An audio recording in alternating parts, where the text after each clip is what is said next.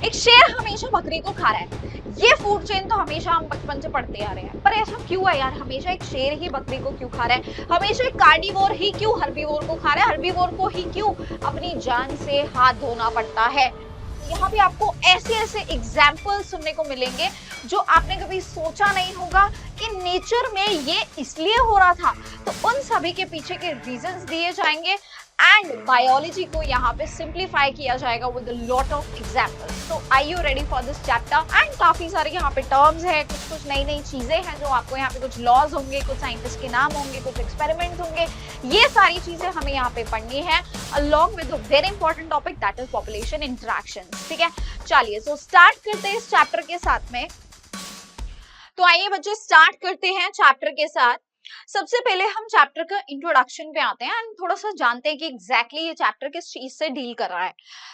ये एक इकोलॉजी का चैप्टर है, तो सबसे पहले तो हम इकोलॉजी की ही डेफिनेशन को समझ लेते हैं जो कि इस यूनिट के इंट्रोडक्टरी पार्ट में मेंशन है। एंड यू मस्ट नो कि 2025 में यहाँ से एक क्वेश्चन भी आया है, फादर ऑफ इकोलॉजी कौन है? तो ये वाला पार्ट ना आपका इंट्रोडक्शन के अंदर लिखा हुआ है। जब भी कोई यूनिट आपके एनसीईआरटी में स्टार्ट हो रही है, उसके स्टार्टिंग में एक इंट्रोडक्शन का पैराग्राफ दिया होता है, तो बेटा वो आपको हमेशा पढ़ना है। ठीक है, यही से 2025 में सवाल आया था। अब आप सोच सकते हैं बेटा, है ना, कि मैम ने ऑलरेडी अपनी स्लाइड्स में डाला ही हुआ था हमेशा से, तो आपको पूरा नीट का कंटेंट मिलेगा यहाँ पे। आपको बिल्कुल कंटेंट के मामले में घबराने की जरूरत नहीं है। इनफैक्ट आज भी मैं जो आपको पढ़ाने वाली हूँ, A to Z एवरीथिंग जो भी नीट में पूछा जा सकता है, एवरीथिंग इज हियर। यहाँ से बाहर कुछ नहीं आएगा, देख लेना। ठीक है, चलो स्टार्ट करते हैं। चैप्टर बहुत ही आसान है, बट फिर भी यहाँ पे ऐसे बहुत सारे कॉन्सेप्ट्स हैं जिनको आपको बहुत ही तसल्ली से और बहुत ही दिमाग के साथ, है ना, एनालिटिक्स अपने कभी भी नहीं खोने, बायो को हल्के में नहीं लेना है, तो अपना दिमाग के चक्र हमेशा चालू रखने हैं, जैसा मैम हमेशा कहती है। सबसे पहले ना हम इकोलॉजी की डेफिनेशन को समझते हैं कि इकोलॉजी एक ब्रॉडर टर्म में मतलब क्या होता है इकोलॉजी का, right? Ecology deals with the interactions among the different types of the organisms and their environment. Ecology basically deal करता है अलग अलग तरह के जो एनवायरनमेंट में हम अलग अलग तरह के लिविंग बींग्स हमारे आसपास हैं, अलग अलग तरह के ऑर्गेनिजम्स हमारे आसपास जो हैं, और वो किस तरह से इंटरैक्ट करते हैं। इकोलॉजी इंटरैक्शन की बात करता है कि लिविंग बींग्स अपने इकोसिस्टम में किस तरह से आपस में इंटरैक्ट करते हैं, किस तरह से रहते हैं, राइट? उसी को हम इकोलॉजी कहते हैं, इसी स्टडी को इकोलॉजी कहते हैं। And Ramdev Mishra is also known as father of ecology. Father of ecology किसको कहा जाता है? रामदेव मिश्रा को। ये आपको याद रखना होगा। ठीक है, हालांकि सेम क्वेश्चन दोबारा रिपीट हो कम चांसेस है, बट स्टिल, है ना, आपको पढ़ना तो है ही। ऑल राइट, नाउ अब यहाँ पे आप देख सकते हैं कि इकोलॉजी एक ब्रॉडर टर्म है जहां पे कई सारे एस्पेक्ट्स आते हैं, जैसे कि आपके organisms, it deals with the organisms, it deals with the populations, it deals with communities and it deals with the biomes, right? तो ये इन सभी छोटे छोटे छोटे छोटे एस्पेक्ट से डील करता है, और जब इन सभी का एक जगह पे स्टडी किया जाता है, इन सभी के इंटरेक्शन को एक जगह पढ़ा जाता है, उसी को हम इकोलॉजी कहते हैं। So before that we need to understand all of them one by one. पहले तो हम इन्हीं को समझ लेते हैं कि इनका क्या मतलब है, ऑर्गेनिज्म क्या है, पॉपुलेशन क्या है। ये सारी टर्म्स को हम अच्छे से उधेड़ देते हैं, यहाँ पे अच्छे से समझ लेते हैं कि क्या क्या इनके मतलब है, राइट? ताकि कोई कंफ्यूजन आगे के लिए आपको चैप्टर में ना रहे। एंड यस, यहाँ पे ये चैप्टर ना अभी तो आपके लिए बहुत सॉर्टेड हो गया है। यहाँ पे पहले बहुत सारी चीजें थी, अडेप्टेशंस थी, पॉपुलेशन, आपके डिफरेंट टाइप्स ऑफ बायोम्स थे, ठीक है, फैक्टर्स कंट्रीब्यूटिंग टू देम। ये सारी चीजों को ना पहले बहुत डिटेल में पढ़ाया जाता था, ये जितनी भी है। इनफैक्ट एनसीईआरटी में भी बहुत डिटेल में मेंशन था, बट अब ऐसा नहीं है, राइट? तो वो सारी चीजें आपके लिए डिलीट हो चुकी है, बहुत सिंप्लीफाइड है। अगर इस चैप्टर को भी आप अच्छे से नहीं करके जा रहे तो सोचो बेटा, आप अपने से 2-3 साल पहले जो सीनियर बच्चे थे उनका आप 50% भी नहीं पढ़ रहे बेसिकली इस चैप्टर के अंदर, तो आप अपने आप को लकी समझो कि आपके बहुत हद तक चैप्टर रिड्यूस हो चुका है। ठीक है, अब इस चैप्टर में कुछ करने लायक बचा ही नहीं है, इंस्टेड ऑफ 2-3 चीजें जो मैं आपको बताऊंगी जहां से सवाल आते हैं। Now habitat is the place where the organisms live. सबसे पहले हैबिटेट क्या होता है, जहां पर भी आपका लिविंग ऑर्गेनिज्म रह रहा है, कोई भी लिविंग ऑर्गेनिज्म है जहां वो रहता है उसको हैबिटेट कहते हैं। जैसे हमने अलग अलग हैबिटेट्स पढ़े भी हुए हैं, हॉर्स का स्टेबल होता है, ठीक है, आपका लायन का डेन होता है, रैबिट के छोटे छोटे बरोज होते हैं, होल्स होते हैं, राइट। तो इस तरह के जो भी एरिया जहाँ पे कोई लिविंग बीइंग रह रहा है उसको हम बोलते हैं हैबिटेट। नाउ इस हैबिटेट के अंदर हमेशा आपके दोनों फैक्टर्स इन्वॉल्व होंगे बेटा। अब कोई भी हैबिटेट है वहां पे एक चीज तो होगी नहीं भाई। अगर हम डेन की बात भी करें तो आसपास जंगल होगा, पेड़ होंगे, राइट। बायोटिक फैक्टर्स हमेशा है, उन पेड़ों पे चिड़िया होगी, नीचे वर्म्स होंगे, कीड़े होंगे, इंसेक्ट्स होंगे आजू बाजू में। तो बायोटिक फैक्टर्स तो हमेशा रहते हैं। एंड एबायोटिक फैक्टर्स भी होंगे, जैसे विंड होगा, लाइट होगा, टेम्परेचर होगा, ये सारी चीजें भी हमेशा उसके हैबिटेट में इन्वॉल्व रहेंगी, राइट। दोनों फैक्टर्स होते हैं। बायोटिक फैक्टर्स की अगर हम बात करते हैं तो बायोटिक में क्या क्या आ गया, जैसे कि मैंने तुमको बोला पैथोजेंस होंगे, पैरासाइट्स, प्लांट्स, एनिमल्स, ये सारी चीजें वहां रहेंगी। पैथोजेंस पता है ना क्या होता है, डिजीज कॉजिंग ऑर्गेनिजम्स को हम पैथोजेंस कहते हैं, ठीक है। अब एबायोटिक फैक्टर्स में सॉइल हो गया, लाइट, वाटर, टेम्परेचर, पीएच, ये सारी चीजें हैं। सो अल्टीमेटली कोई भी ऑर्गेनिज्म कहीं पर भी अपने हैबिटेट में रह रहा है तो ये सारे ही फैक्टर्स उसके रहन सहन को कहीं ना कहीं से अफेक्ट करते हैं, राइट। आप ह्यूमंस के ही केस में ले लो यार, आप एक ह्यूमन बीइंग को देखो, हमारे आसपास पैथोजेंस भी होते हैं जिससे हमें बीमारियां हो जाती हैं, ठीक है। हमारे आसपास पेड़ पौधे हैं जिससे हमें ऑक्सीजन मिल रही है, नहीं होगा तो सांस नहीं ले पाएंगे। हमारे आसपास एनिमल्स भी हैं जो हमको कई तरीकों से हेल्प करते हैं, कुछ को हम अपने फायदे के लिए अपने पास भी रखते हैं, हम पेट्स रखते हैं, है ना, for the love and affection. इसके अलावा हम डोमेस्टिक एनिमल्स को रखते हैं for getting the dairy products and multiple things out of them. इसके अलावा जो एक्वाटिक लाइफ स्टॉक है वहां से हम बहुत सारे लोग जो है खाना खाते हैं, fishes and all the aquatic animals, right.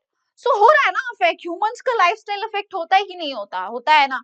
अब सिमिलरली एबायोटिक फैक्टर्स पे आ जाओ बेटा, मिट्टी पे भी, मिट्टी नहीं सही से होगी, फर्टाइल नहीं होगी तो क्या होगा, आपका क्रॉप नहीं उगेगा, खा नहीं पाओगे, ultimately everything is getting affected directly indirectly हर तरीके से। एंड लाइट, लाइट नहीं है तो बेटा कुछ दिखाई नहीं देगा, कुछ कर ही नहीं पाओगे। दूसरी चीज है सनलाइट, ऑब्वियसली सनलाइट नहीं है तो फोटोसिंथेसिस भी नहीं होगा, अगेन इनडायरेक्टली बहुत सारी चीजें इफेक्ट हो रही है। पानी नहीं है तो नो जल नो जीवन, है ना, सिंपल। टेम्परेचर, टेम्परेचर अगर बहुत ज्यादा एब्रप्ट हो जाता है, बहुत हाई बहुत लो, तो भी आपका जो है लाइफस्टाइल इफेक्ट होगा ना, also the pH. So yes ultimately ये सारे ही फैक्टर्स जो है हमारे किसी भी ऑर्गेनिज्म के लाइफस्टाइल को अफेक्ट कर देते हैं, सिंपल सी चीज है, ठीक है भाई। नाउ अब आते हैं लेवल्स ऑफ बायोलॉजिकल ऑर्गेनिजम्स। तो हम जब भी इन ऑर्गेनिजम्स को पढ़ रहे हैं वो एक एक एक लेवल पे प्रेजेंट होते हैं, starting with the smallest level. Smallest level आपका कौन सा, ऑर्गेनिज्म। भाई एक सिंगल ऑर्गेनिज्म एक ऑर्गेनिज्म के लेवल पे है, ठीक है। अगर मैं कह रही हूँ ये एक डॉग है तो वो एक ऑर्गेनिज्म है, राइट, वो क्या है, एक ऑर्गेनिज्म है। अब जब इस ऑर्गेनिज्म की हो जाती है, जब ये बहुत सारे डॉग्स आ जाएंगे, मान लो मल्टीपल डॉग्स आ गए, तो उसको हम बोलेंगे पॉपुलेशन ऑफ डॉग्स। बात समझ में आई। तो एक सिंगल है तो डॉग है, एक ऑर्गेनिज्म है, और अगर बहुत सारे डॉग्स है तो पॉपुलेशन ऑफ डॉग्स हो गया, ठीक है। तो एक पर्टिकुलर स्पीशीज की पॉपुलेशन को एक बेसिकली जो एक पर्टिकुलर स्पीशीज का बहुत ज्यादा नंबर ऑफ इंडिविजुअल्स प्रेजेंट होते हैं उसी को हम पॉपुलेशन कहते हैं, राइट। इसके बाद आती है कम्युनिटीज, जब कई सारी कम्युनिटीज कई सारी पॉपुलेशंस एक जगह पे रह रही है। अब आपकी बहुत सारी पॉपुलेशंस हो गई, population of cat, dog, cattles, lions and, मतलब मान लो कोई भी एक हैबिटेट है वहां पे ये सारे ऑर्गेनिजम्स हैं, तो अलग अलग populations of different different species है, तो ये क्या हो जाएगा बच्चे, इसको अब कम्युनिटी कहेंगे। अब जब बहुत सारी कम्युनिटी एक साथ एक जगह पे एक इकोसिस्टम को हार्बर करती है उसको हम बोलते हैं बायोस्फीयर। बात समझ में आ गई, सिंपल सी चीजें हैं। सो हमारे पास ये different different levels of biological organisations होती है। सबसे पहले ये ऑर्गेनिज्म लेवल पे है, फिर ये पॉपुलेशन लेवल पे हो गई, अब कम्युनिटीज हो गई कि बहुत सारे पॉपुलेशंस की कम्युनिटीज, सील की, इसकी, फॉक्स की, फिशेस की, हर किसी की पॉपुलेशन है यहाँ पे, तो ये कम्युनिटी बन गया। अब ये सारी की सारी कम्युनिटीज जब एक पर्टिकुलर बायोम को हार्बर कर रही है, एक बायोम में रह रही है, तो वो क्या हो जाता है, एक इकोसिस्टम फॉर्म कर देता है। अब उस जगह पे आपके बायोटिक यानी बायोटिक, अब इकोसिस्टम में क्या क्या प्रेजेंट होगा, बायोटिक यानी और लिविंग बींग्स भी होंगे और आपके एबायोटिक फैक्टर्स भी प्रेजेंट होंगे। बात क्लियर हो गई, सबको समझ में आई ये सारे लेवल्स ऑफ ऑर्गेनाइजेशन। नाउ ये बहुत सिंपल सी चीजें है, सिंपल टर्म्स है, इनमें ज्यादा समय वेस्ट नहीं करते हैं। यहाँ से कभी भी तुम्हें कोई सवाल नहीं आता है, ना ही आएगा। इसको मैं थोड़ा जल्दी जल्दी प्रोसीड करा देती हूँ, ठीक है। बस इनकी डेफिनेशन समझ लो, बस कल को कहीं पे भी कोई डिफाइन फॉर्म में, स्टेटमेंट फॉर्म में कुछ भी क्वेश्चन आ जाए तो you will be able to answer, that's it. ऐसा ना हो कि मैम ने तो बोला था यहाँ से तो कुछ नहीं आएगा, ये क्यों आ गया है, ऐसा भी नहीं होना चाहिए। देखो बायो में तुम्हें पढ़ना तो सभी है at the end. So population क्या है, a group of individuals belonging to the same species living in a geographical area. Same species के इंडिविजुअल एक पर्टिकुलर जियोग्राफिकल एरिया को जब हार्बर करते हैं, उसी को पॉपुलेशन कहा गया है। एंड बेटा ऐसे इंडिविजुअल्स, पॉपुलेशन ऑफ डॉग्स है, पॉपुलेशन ऑफ कैट्स है, पॉपुलेशन ऑफ लायंस है, इन सभी का फीडिंग हैबिट सेम होगा, लिविंग हैबिट सेम होगा, है ना, रिप्रोडक्शन का मेथड सेम होगा। सो सारी हैबिट सेम है क्योंकि सेम स्पीशीज के है। सो हेंस इनके बीच में, सेम पॉपुलेशन के बीच में क्या होता है, कंपटीशन होता है, ठीक है। So they share same area, same geographical area and compete for similar resources, है ना, इनके रिसोर्सेज भी सेम होंगे, इसीलिए उनके बीच में आपस में क्या रहेगा, कंपटीशन हमेशा देखने को मिलेगा। एंड इंटरब्रीड अमंग देमसेल्व्स, और साथ ही साथ बेटा क्योंकि ये सिमिलर स्पीशीज से बिलोंग करते हैं, तो स्पीशीज आपस में इंटरब्रीड करने के केपेबल होते हैं, ठीक है। एक डॉग के साथ ब्रीडिंग कर सकता है, बट एक कैट एक डॉग के साथ नहीं कर सकता है। सो क्योंकि यहाँ पे सेम स्पीशीज है, hence they can interbreed amongst themselves. Population ecology links ecology to the population genetics and evolution. देखो एक और टर्म आ गई, अभी हमने बात किया था पॉपुलेशन टर्म को हमने एक्सप्लेन किया था, एक टर्म दी गई है पॉपुलेशन इकोलॉजी। बेटा ये एक ब्रांच ऑफ साइंस है ना, जो क्या करती है, it is talking about what, ये इकोलॉजी को पॉपुलेशन की जेनेटिक्स से, मतलब क्या पॉपुलेशन है, कितने वहां पे लोग हैं, कितने इंडिविजुअल, मतलब कितने इंडिविजुअल्स है उस पर्टिकुलर पॉपुलेशन की, है ना, उसकी जेनेटिक्स और एवोल्यूशन से जब हम इकोलॉजी को साथ में पढ़ते हैं, उसी को हम बोलते हैं पॉपुलेशन इकोलॉजी। क्या हम उसको बोलेंगे, पॉपुलेशन इकोलॉजी। बात क्लियर हो गई है, सबको समझ में आ गई, डन जी। चलो अब आगे आ जाइए। Now coming on to the community. Community क्या रहता है जी, what is a community. So community एक ग्रुप ऑफ ऑर्गेनिजम्स है। कम्युनिटी क्या है, एक ग्रुप ऑफ ऑर्गेनिजम्स है ऑफ डिफरेंट स्पीशीज, है ना, एक ग्रुप ऑफ ऑर्गेनिज्म है ऑफ डिफरेंट स्पीशीज, अलग अलग स्पीशीज का, लिविंग टुगेदर एक साथ, जहां पे वो रहते हैं, living together in a particular place, एक पर्टिकुलर जगह पे, एक पर्टिकुलर प्लेस पे, जहां पे ये सारे ग्रुप्स ऑफ ऑर्गेनिजम्स, अलग अलग स्पीशीज के, आप देख सकते हैं सारे डिफरेंट स्पीशीज, जब बहुत सारी पॉपुलेशंस एक जगह आके रहेंगी तो हमने उसको बोल दिया कम्युनिटी। क्लियर हो गया। चलो अब ये सारी की सारी कम्युनिटी है, कहाँ रहेगी भाई, कहीं तो रहेंगे ना अर्थ के ऊपर। ये कहाँ रहती है, बायो में, a major regional complex of similar communities recognised by plant type vegetation structure. So biome क्या होता है, बायोम बेसिकली यहाँ पे आपके सिमिलर कम्युनिटीज, कई सारी सिमिलर कम्युनिटीज एक जगह आके रहती है, एंड हम किसी भी बायोम को रिकॉग्नाइज करते हैं उसके प्लांट का टाइप। आप देखोगे सेम, जैसे एक बायोम है आपके पास डेजर्ट, तो आप देखोगे वहां पे जितने भी ऑर्गेनिजम्स है उनके अंदर कुछ सिमिलैरिटीज है, क्या, कि वो केपेबल होते हैं ड्राई रीजन्स में रहने के लिए, है ना, अपने अंदर पानी को वो बचा के रखेंगे, चाहे एनिमल्स हो चाहे प्लांट्स हो, है ना, प्लांट्स वहां पे अडेप्ट हो जाते हैं, कैक्टस बन जाते हैं to reduce the water transpiration there. And animals की बात करें तो जैसे वहां पे कैमल्स है या शीप, जो भी वहां पे एनिमल्स होते हैं वो भी अपने अंदर पानी को बचा के रखते हैं। बात समझ में आई, ठीक है। सो हेंस इनका जो है आपस में काफी सारी सिमिलैरिटी शेयर करेंगे ऑन द बेसिस कि वो क्योंकि किस लोकेशन पे रह रहे हैं उसी तरह की उनकी हैबिट्स और हैबिटेट्स रहते हैं, राइट। उसी को बोलेंगे हम बायोम। बहुत तरह की बायोम्स हमारे पास है, डेजर्ट्स है, temperate deciduous, forest, grasslands, tundra, है ना, आर्कटिक रीजन्स, पोलर रीजन्स जो होते हैं। तो बेटा ये सब पहले हमको पढ़ाया जाता था, now it is all deleted from your NCERT, ठीक है। बस तुमको डेफिनेशन बता के हम आगे अब बढ़ जाते हैं। अब हम बात करते हैं यहाँ पे कुछ पॉपुलेशन एट्रीब्यूट्स की, यानी certain factors which are characterising your population. ये आपकी पॉपुलेशन को डिफाइन करते हैं बेसिकली, है ना। ये उसके कुछ ऐसे पार्ट्स हैं जो पॉपुलेशन को डिफाइन करते हैं। वो क्या एट्रीब्यूट्स है, वो क्या कैरेक्टर्स है बेटा, ध्यान से देखना है। यहाँ पे सबसे पहले है birth rate and death rate. अब कोई भी पॉपुलेशन को हम कैसे डिफाइन करेंगे, उसका क्या साइज है बेसिकली, राइट। अब उस साइज में बेटा कभी आपके नंबर ऑफ इंडिविजुअल्स बढ़ते भी है, घटते भी है। बढ़ेंगे कैसे, जब वहां पे कोई नया बर्थ होगा, है ना, सिंपल सी चीज है। नई पैदाइश हो रही है, नए न्यू इंडिविजुअल्स आ रहे हैं रिप्रोडक्शन के थ्रू, तो वहां पे बर्थ रेट की वजह से पॉपुलेशन का साइज बढ़ता है। सिमिलरली अगर कोई एक एरिया है, वहां पे नंबर ऑफ डेथ्स हो रही है, डेथ होने की वजह से क्या होगा, पॉपुलेशन का साइज रिड्यूस हो जाएगा, ठीक है।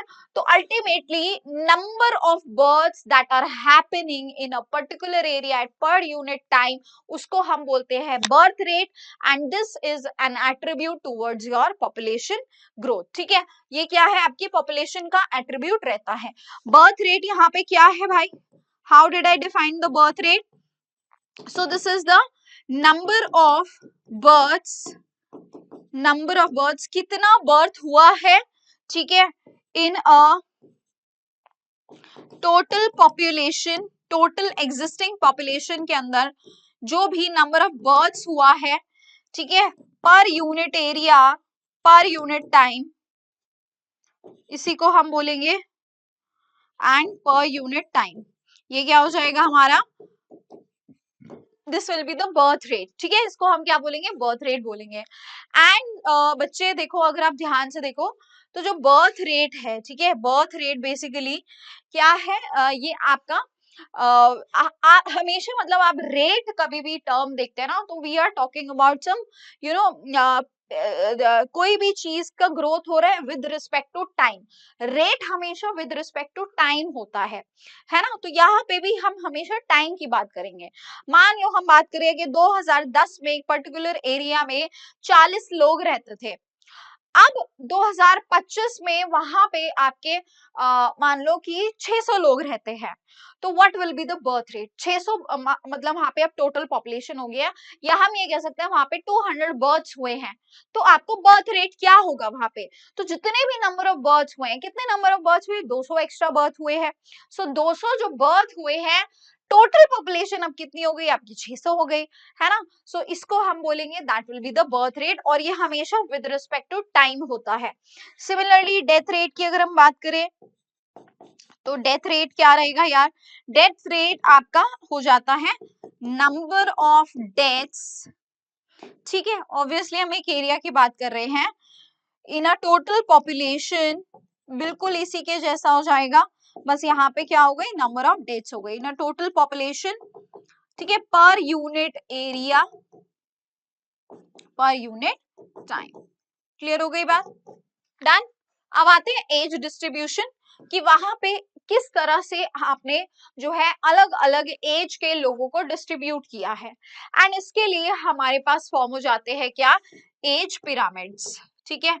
हम इन एज पिरामिड्स के थ्रू अलग अलग सेक्टर के लोगों को, अलग अलग एज के लोगों को डिवाइड करते हैं, ठीक है। Pre reproductive, reproductive and post reproductive में हम इसको डिवाइड कर देते हैं इन लोगों को, है ना, क्योंकि प्री रिप्रोडक्टिव में आपके जो रिप्रोड्यूस नहीं कर सकते, छोटे बच्चे से लेके, इनफैंट से लेके आपके जो प्यूबर्टी तक के बच्चे रहते हैं, फिर रिप्रोड्यूसिबल एज वाले लोग आ जाते हैं, यंग लोग आ जाते हैं, एंड फिर पोस्ट रिप्रोडक्टिव यानी जो बूढ़े लोग हो चुके हैं, ठीक है। इस तरह से हमने पूरी सोसाइटी को डिवाइड किया है 3 एज कैटेगरीज में, and this is how we form the pyramids, जिससे हमको ये पता चल जाता है कि उस पॉपुलेशन का जो ग्रोथ है बेसिकली वो वहां पे पॉपुलेशन बढ़ रही है, इज इट इंक्रीजिंग डिक्रीजिंग, या वहां पे पॉपुलेशन स्टेबल है। अभी इसको भी हम डिटेल में पढ़ेंगे आगे। एंड लास्टली आता है सेक्स रेशो। सेक्स रेशो क्या बताएगा यार? सेक्स रेशो आपका सिंपली क्या है? Ratio of individuals, ratio of male members upon female members, simply, ठीक है, मेल अपॉन फीमेल का जो रेशो होता है, एंड वाइज वर्सा। ऐसा नहीं है कि मेल ऊपर रहेगा फीमेल नीचे रहेगा, ऐसा हमेशा नहीं होता। Ratio can be male is to female का जो भी नंबर रहता है, simply that is known as your sex ratio, ठीक है। And this should be equal, ये जो रेशो है ये इक्वल होने चाहिए, ना ही बहुत ज्यादा मेल्स होने चाहिए ना ही बहुत ज्यादा फीमेल्स होने चाहिए। This ratio should be same for the continuity of the species, right. चलो ये सारी चीजें बातें समझ में आ गई ना सबको? चलो अब आगे आ जाओ। नाउ स्टूडेंट्स, हमारे पास यहीं से आती है दो terms, that is natality and mortality, जो डिस्क्राइब करती है हमारे बर्थ एंड डेथ रेट्स को। आ जाओ इसको एक बार देख लेते हैं, what is this. So what is natality? Natality is basically per capita birth rate, कितना birth rate हो रहा है ना। ये जो birth rate basically होता है इसी को natality कहा जाता है। natality means the births, right? and mortality क्या होता है? आपका death rate होता है। per capita जो भी आपका death rate चल रहा है that is known as mortality. all right students, so natality and mortality को आप समझ सकते हैं with the help of these questions here। आपको यहाँ पे ना इस तरह के सवाल आ सकते हैं। सो लेट्स सी कि किस तरह के क्वेश्चंस आते हैं। आपके एनसीईआरटी में भी इसको एक्सप्लेन किया गया है थ्रू एन एग्जांपल। ऐसे ही सवाल आएंगे जहाँ पे आपको बर्थ रेट और डेथ रेट को फाइंड आउट करना होगा, ठीक है। चलो सो सबसे पहले यहाँ पे क्वेश्चन, ये एग्जांपल हम कह सकते हैं, if a pond has 40 lotus plants last year and through reproduction new plants are added taking the current population to 56, what will be the birth rate? तो यहाँ पे बर्थ रेट क्या हो जाएगा? आ जाओ चलो इसको देख लेते हैं। सिंपली आप बर्थ रेट को कैसे निकालते हैं? That is the number of births, जो भी आपका बर्थ हुआ है, अपॉन द इनिशियल पॉपुलेशन, ठीक है। जो भी आपकी पहले से पॉपुलेशन रही होगी उसमें आप कैलकुलेट करेंगे कि उसमें आपका कितना बर्थ हुआ है। तो बर्थ्स की अगर बात करें तो बेटा यहाँ पे कितना बर्थ हो रहा है? 40 आपका पहले था और अब बढ़ के 56 हो गया है।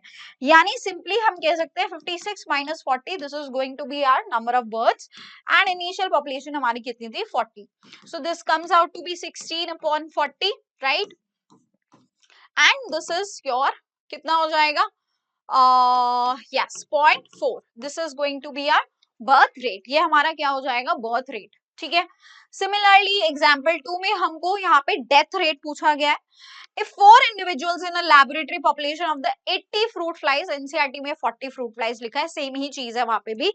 तो पूछ रहा है एक हफ्ते के अंदर अगर उनकी डेथ हो जाती है तो डेथ रेट क्या होगा? भाई मतलब इस वाले चैप्टर के ना न्यूमेरिकल्स भी इतने आसान है, ठीक है। तो यहाँ पे आप डेथ रेट को कैसे फाइंड करेंगे? How you are going to find the death rate? So death rate is simply going to be what? Number of deaths, जो कि कितनी हुई है बेटा? 4 लिखा ही है, मेंशन किया है, upon in laboratory population of 80 fruit flies, यानी वहां पे इनिशियल पॉपुलेशन कितनी थी? इनिशियल पॉपुलेशन वाज 80, ठीक है। तो this will come out to be 4/80, ठीक है बेटा, बात क्लियर हो गई। And this is how you can find out in decimals. Done, ठीक है, क्लियर हो गया। ऑल राइट, 0.005 हो जाएगा, ठीक है, 0.5। Done. So this is going to be what? That is going to be our death rate. इसी तरह का अगर कोई भी क्वेश्चन आता है, सिंपल फॉर्मूला आपको लगाना है, number of births upon the initial population या number of deaths upon the initial population, this is how you can find it out. Next आ गया हमारा age distribution. So age distribution में मैंने तुम्हें जैसे बताया, हमने सारे इंडिविजुअल्स को, सोसाइटी के जितने लोग हैं या जितने भी ऑर्गेनिजम्स है, किसी भी पॉपुलेशन की या स्पीशीज की हम बात कर रहे हैं, तो वहां पे उनको डिफरेंट एजेस के हिसाब से हम डाल देते हैं। Mostly we do it in the case of the humans. If the age distribution is plotted for the population, the resulting structure is known as age pyramid. और जब इसको प्लॉट किया जाता है तो हमारे पास एक पिरामिड जैसा स्ट्रक्चर आता है. हमेशा आप देखोगे जब भी हम इस एज डिस्ट्रीब्यूशन के ग्राफ को प्लॉट करते हैं तो एक पिरामिड जैसा स्ट्रक्चर हमको इस तरह के स्ट्रक्चर्स या सिमिलर सा कुछ ऐसा पिरामिड जैसा ही स्ट्रक्चर हमको नजर आता है, इसीलिए इनको हम एज पिरामिड्स कहते हैं. The age pyramid of the human population show age distribution of the males and the females in a combined diagram. तो हम जब इसमें आपका डायग्राम में डिस्ट्रीब्यूशन कर रहे हैं तो कैसे करते हैं? मेल्स और फीमेल्स का क्या अलग अलग ग्राफ बनाया जाता है? नहीं, हम सेम ही ग्राफ में रखते हैं, जिसमें एक तरफ हम आपके मेल्स को रख देते हैं और दूसरी तरफ आपके फीमेल्स को रख देते हैं एंड सिमिलर सा ही पैटर्न जो है वो देखने को मिलता है. An age pyramid is the graphic representation. So how you are going to define an age pyramid? एक बार जल्दी से इसकी definition देख लो बेटा, ठीक है? Statement based में आ सकती है, ध्यान से एक बार देख लो. Graphic representation of different age groups, अलग अलग age groups की graphic representation है एक population के अंदर with pre-reproductive groups, ठीक है? At the base pre reproductive सबसे नीचे आ जाते हैं, फिर रिप्रोडक्टिव एज आएगा, लास्टली हमारा क्या आ जाता है? Post reproductive age at the top most level. ठीक है, सबसे नीचे प्री रिप्रोडक्टिव, फिर रिप्रोडक्टिव एंड सबसे ऊपर क्या आता है? Post reproductive. जब इस तरीके से हम सारे इंडिविजुअल्स को अरेंज कर देते हैं तब उसको हम बोलते हैं एज पिरामिड. बात क्लियर? चलो अब आगे आओ. Now there are three types of the age pyramids that are formed. तीन तरह के age pyramids देखने को मिलते हैं. कौन कौन से वो age pyramids हैं?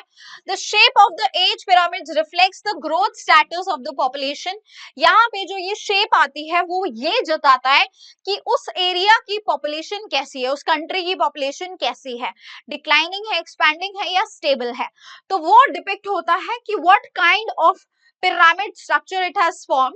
अगर आप देखते हैं ये फर्स्ट वाला, तो इसमें मेरे पास में ट्रायंगुलर शेप का पिरामिड फॉर्म होता है. जब मैं अपने सारे के सारे अलग अलग एज ग्रुप्स को यहाँ पे रखती हूँ तो pre reproductive is a very huge number here, then उसके बाद रिप्रोडक्टिव भी अच्छे खासे ही है एंड आपके पोस्ट रिप्रोडक्टिव भी यहाँ पे है. तो भाई जब प्री रिप्रोडक्टिव भी इतने सारे, मतलब नंबर ऑफ बर्ड्स बढ़े जा रहे, रिप्रोडक्टिव लोग भी बहुत ज्यादा है ही, ओल्ड एज भी कहीं नहीं जा रहे, वो भी उसी पॉपुलेशन में अभी टिके हुए हैं. तो ऐसी पॉपुलेशन, बढ़ती हुई पॉपुलेशन है ना, बढ़ती जनसंख्या, जो इंडिया का हाल है, एग्जैक्टली ये कहलाते हैं एक्सपेंडिंग या इंक्रीजिंग पॉपुलेशन. सो एक ट्रायंगुलर पिरामिड डिपिक्ट करता है एक बढ़ती हुई जनसंख्या को एंड इसीलिए इसका ग्राफ जो है एक ट्रायंगुलर शेप का आता है. सो यहाँ पे pre reproductive individuals are in large number as you can see, while reproductive and post reproductive individuals are respectively moderate and fewer in number. हाँ ठीक है, मॉडरेट फ्यूअर है लेकिन फिर भी यार है, पॉपुलेशन में काफी हद तक दे आर कंट्रीब्यूटिंग. रिप्रोडक्टिव लोग जितने ज्यादा होंगे, ये देखो ये जितना भी है इसी से तो ये बढ़ रहा है, बात समझ रहे हैं है ना, इसी से तो ये बढ़ रहा है, इसी की वजह से आपका प्री रिप्रोडक्टिव बढ़ता रहेगा.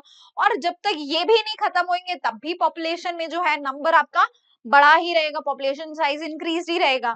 ठीक है, overall it is increasing the population. Coming on to this graph, जहां पे आपका एक बेल शेप का ग्राफ आता है, इस तरह का कुछ पिरामिड आता है.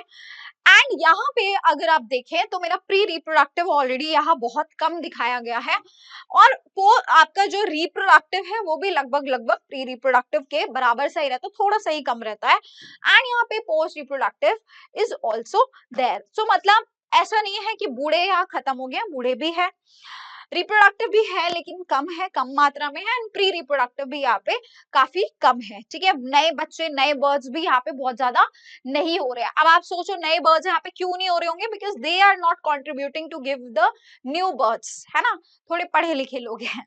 ठीक है, इसी की वजह से इनका कंट्री कैसा है, हैविंग अ स्टेबल पॉपुलेशन. जो किसने किया था, आपने देखा अभी रिसेंटली जापान, काफी स्टेबल. जापान तो डिक्लाइनिंग में आ गया. ठीक है, बांग्लादेश को स्टेबल कंसिडर किया जाता है, they have a stable population. India is expanding, it's very expanding.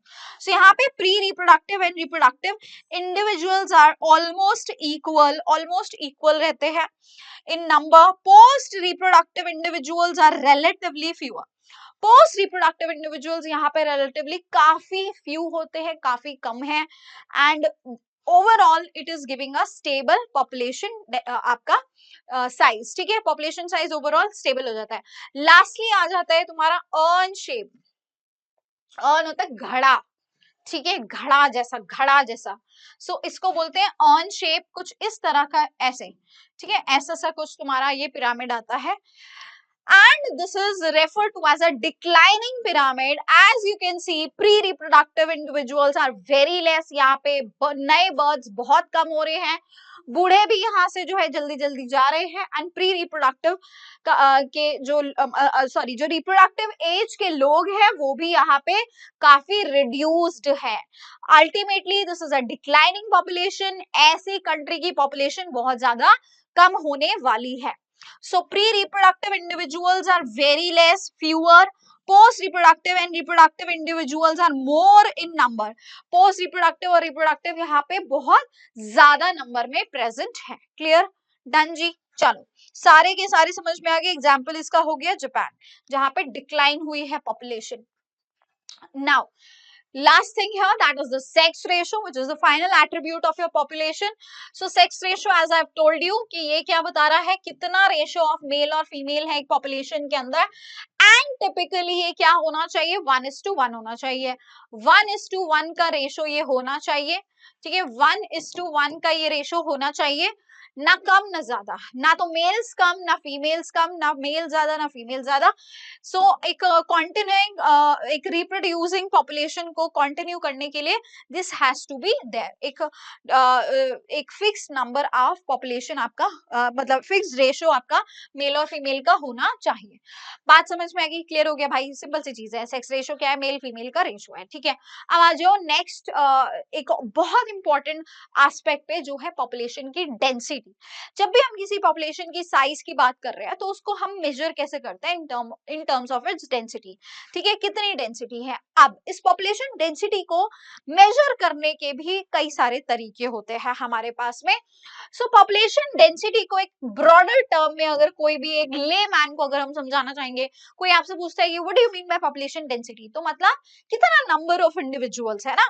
अगर आपको पूछ रहे हैं कि यहाँ पे एक पर्टिकुलर मतलब आपके एक क्या कहते हैं, कुछ भी जगह लगा लो, मान लो एक आपका जहाँ पे घोड़े रहता है बहुत सारे, तो आपसे अगर पूछ लिया जाए कि यहाँ पे what is the population density of these horses here, so initially आपके दिमाग में यही आएगा ना कि नंबर ऑफ हॉर्सेस कितने हैं। पॉपुलेशन डेंसिटी का मतलब क्या है, कितना नंबर है उनका वहां पे उस एरिया में, राइट।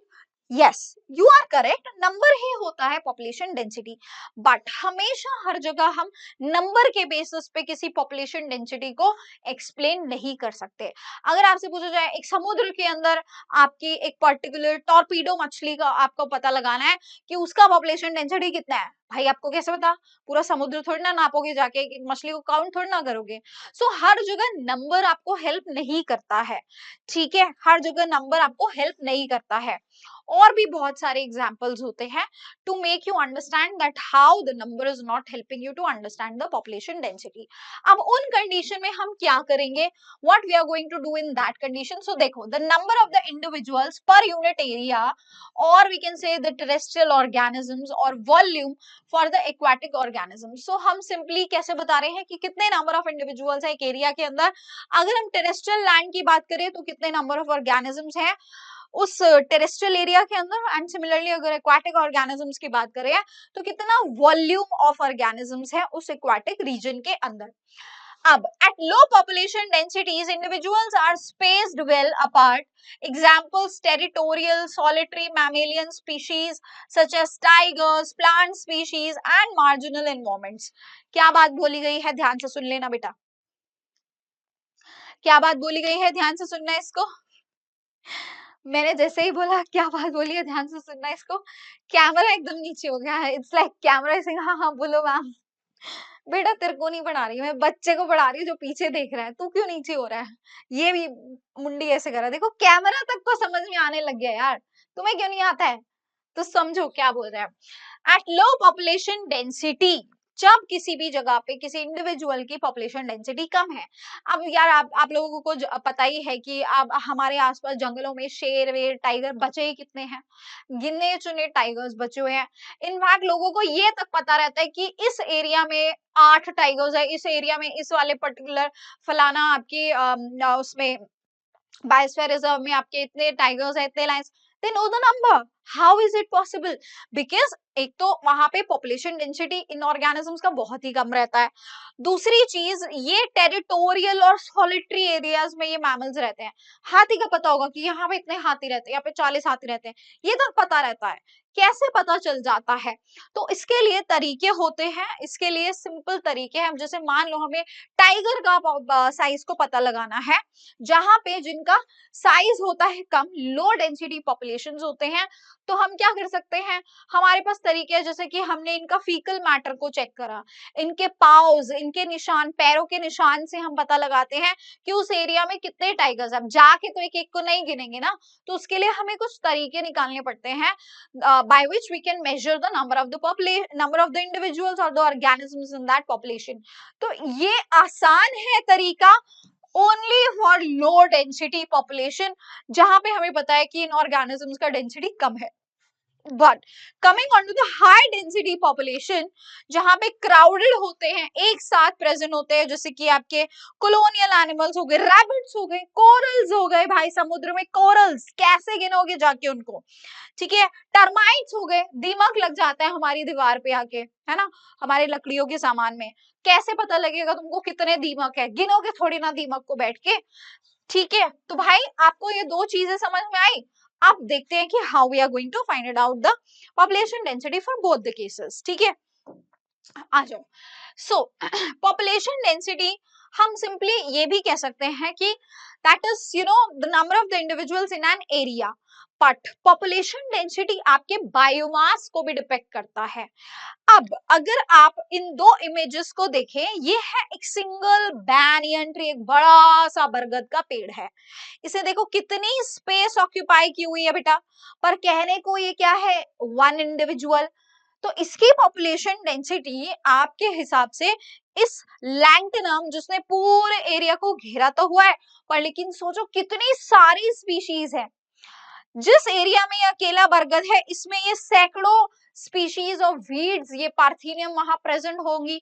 तो हम क्या इन दोनों की पॉपुलेशन डेंसिटी को कंपेयर कर सकते हैं? हम ये बोलेंगे कि this has more population density, this has less population density? No, population density को हम बायोमास के टर्म्स में भी डिफाइन करते हैं।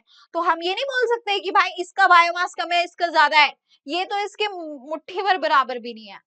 समझ रहे हो? ठीक है।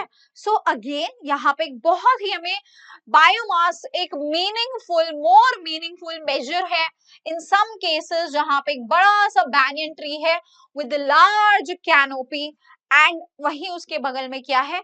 पार्थेनियम की वीड है। तो यहाँ पे बायोमास एक बहुत बड़ा रोल प्ले करता है to understand the population density. Similarly अब आ जाते हैं हम, जब हमारे पास बहुत ज्यादा number of high population density होती है, तब हम कैसे मेजर करते हैं? उस कंडीशन में हम कैसे पॉपुलेशन डेंसिटी को फाइंड आउट कर सकते हैं? तब हम एक तरीका अपनाते हैं, उस कंडीशन में हम तरीका अपनाते हैं रिलेटिव डेंसिटी का। देखो, अब जैसे मान लो कि आप देख रहे हो यहाँ पे बहुत सारी हमारे पास अलग अलग मछलियां हैं भाई, लेकिन हमें नहीं पता इस समुद्र में कौन सी मछली है, क्या मछली है। तो हम इसका हिसाब लगाते हैं। एक बार हमने अपना जाल फेंका मछली का, उसमें कौन कौन सी मछली आई है, कितनी मछली आई है, वो रेशो के हिसाब से हम पॉपुलेशन डेंसिटी हर मछली का लगाते हैं। वहीं अगर 2010 की बात करें, तो आप देख रहे हो कि यहाँ पे पॉपुलेशन कितनी ज्यादा थी फिशेस की 1970 में, 2010 तक आते आते कितनी कम हो गई है, एंड अब हमारे पास जो नंबर ऑफ फिशेज है वो कम आई है, यानी पॉपुलेशन डेंसिटी घट गई है। This is the relative difference between the population density पर यूनिट टाइम, है ना, ईयर आफ्टर ईयर ये हमेशा चेंज होगा। So relative density is useful to calculate the density of the fish in a water body. जैसे हमें मछली का पता लगाना है, वहां पे relative density is going to play a huge role. Number of fishes caught per trap is a good measure of its total population density in the water body. So अगर हमें मछली का पता लगाना है कितनी पॉपुलेशन डेंसिटी है किसी भी स्पीशीज की, तो हम सीधा एक जाल फेंकेंगे और उस ट्रैप में पर ट्रैप जितना मछली आ रहा है उससे हम पता लगाते हैं कितनी पॉपुलेशन डेंसिटी है, पहले कितनी थी और अब कितनी है। रिलेटिवली हम उसको जो है कंपेयर करते हैं, right. Now coming on to the indirect count, वो जो मैंने बताया जहां पे हम लो पॉपुलेशन, ये हम किसके लिए कर रहे हैं, लो पॉपुलेशन डेंसिटी के लिए हम इसको कर सकते हैं, ठीक है। लो पॉपुलेशन डेंसिटी के लिए ये मेथड बिल्कुल एप्ट है। जैसे कि इनडायरेक्ट तरीका होता है, हम पग मार्क्स को मेजर कर सकते हैं, फीकल पैलेट्स को मेजर कर सकते हैं, इससे हमें टोटल पॉपुलेशन साइज का वाइल्ड लाइफ में, वाइल्ड एनिमल्स, अब इन वाइल्ड एनिमल्स को जाके तो हम जाल में पकड़ेंगे नहीं, फिर काउंट करेंगे इतने में तो तुम्हें खा जाएगा वो, ठीक है, या एक एक टाइगर को जाके काउंट नहीं करोगे। तो उसके लिए ये इनडायरेक्ट तरीके होते हैं, आप उनके पग मार्क्स को मेजर करके, फीकल मैटर को देख के पता लगाते हैं कि वहां पे कितने नंबर ऑफ टाइगर्स मौजूद है, ठीक है। ये आप देख सकते हैं, ये इसका पंजा है और ये पंजे आपको अलग अलग डायरेक्शन से मिलते हैं, जिससे आपको पता चल जाएगा कि आपके पास कितने तरह के मतलब कितने इंडिविजुअल्स और कितने वहां पे टाइगर्स प्रेजेंट हो सकते हैं। क्लियर हो गया, डन हो गया, चलो। Now coming on to next important topic, population density clear हो गई सबको?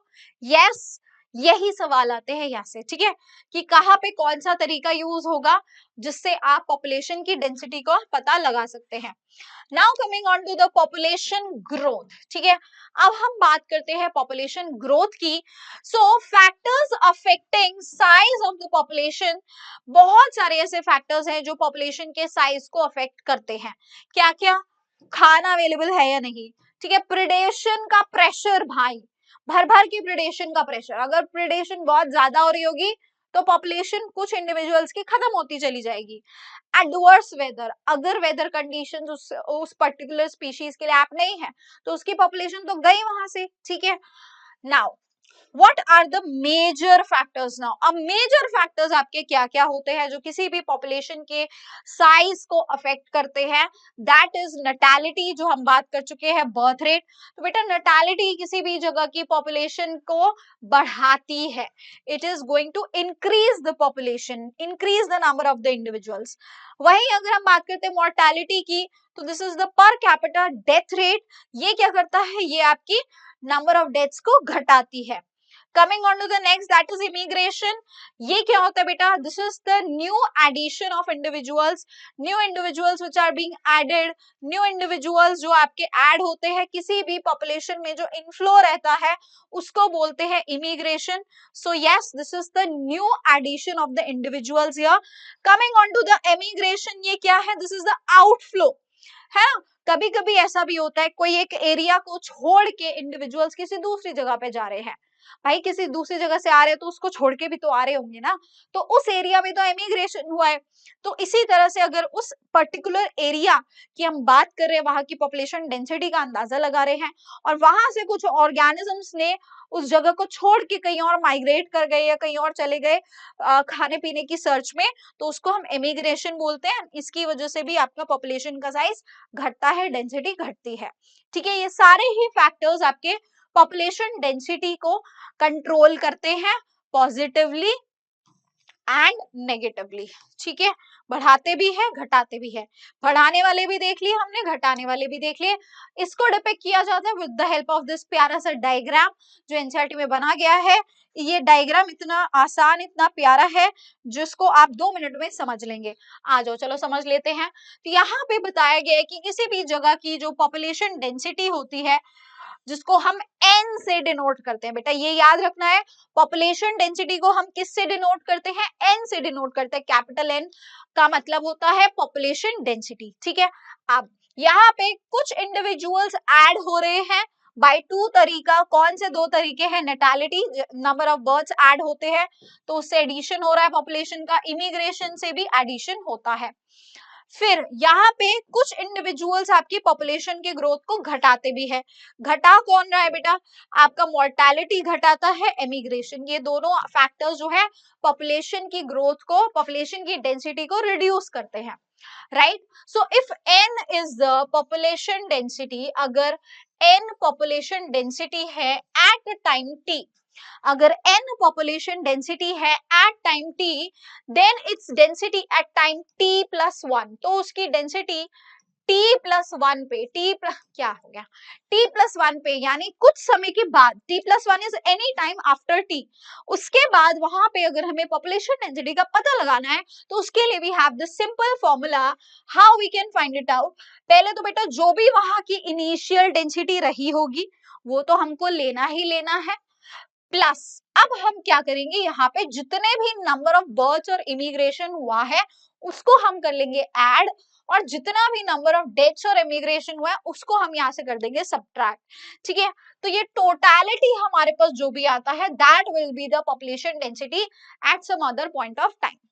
एक सिंपल एग्जांपल के थ्रू समझाती हूँ। मान लो कोई एक पर्टिकुलर जगह है, मैं बात कर रही हूँ अपने एरिया की, ठीक है, साउथ दिल्ली की बात कर लेते हैं, चलो ठीक है, I am living here, so let's talk about some place, Vasant Kunj और वट एवर, ठीक है, I live in Chhatarpur, so let's talk about Chhatarpur. ठीक है, यहाँ पे 2010 में नंबर ऑफ इंडिविजुअल्स, मैं कह रही हूँ कि यहाँ पे कितने थे, 100 थे, जो कि नहीं थे ऑब्वियसली। ठीक है, 100 तो यहाँ पे एक मोहल्ले के अंदर भी 100 से ज्यादा होंगे, सो यस ऑब्वियसली 100 तो नहीं हो सकते। अब मैं बोल रही हूँ कि 2025 में मुझे फाइंड आउट करना है कि कितनी पॉपुलेशन हो गई होगी अगर इस एरिया से, साउथ दिल्ली के एरिया से मेरे पास में नंबर ऑफ बर्थ्स हुए हैं 20, ठीक है, नंबर ऑफ इमिग्रेशन हुआ है यहाँ पे कितना 50, राइट, नंबर ऑफ एमिग्रेशन, कुछ लोग यहाँ से छोड़ के भी गए होंगे ऑब्वियसली, तो number of immigration 70, and number of deaths मेरी यहाँ पे कितनी हुई होंगी, इसको थोड़ा बढ़ा देते हैं, ठीक है, नंबर ऑफ डेथ्स मेरी यहाँ पे कितनी हुई होंगी, मान लो 10, ठीक है।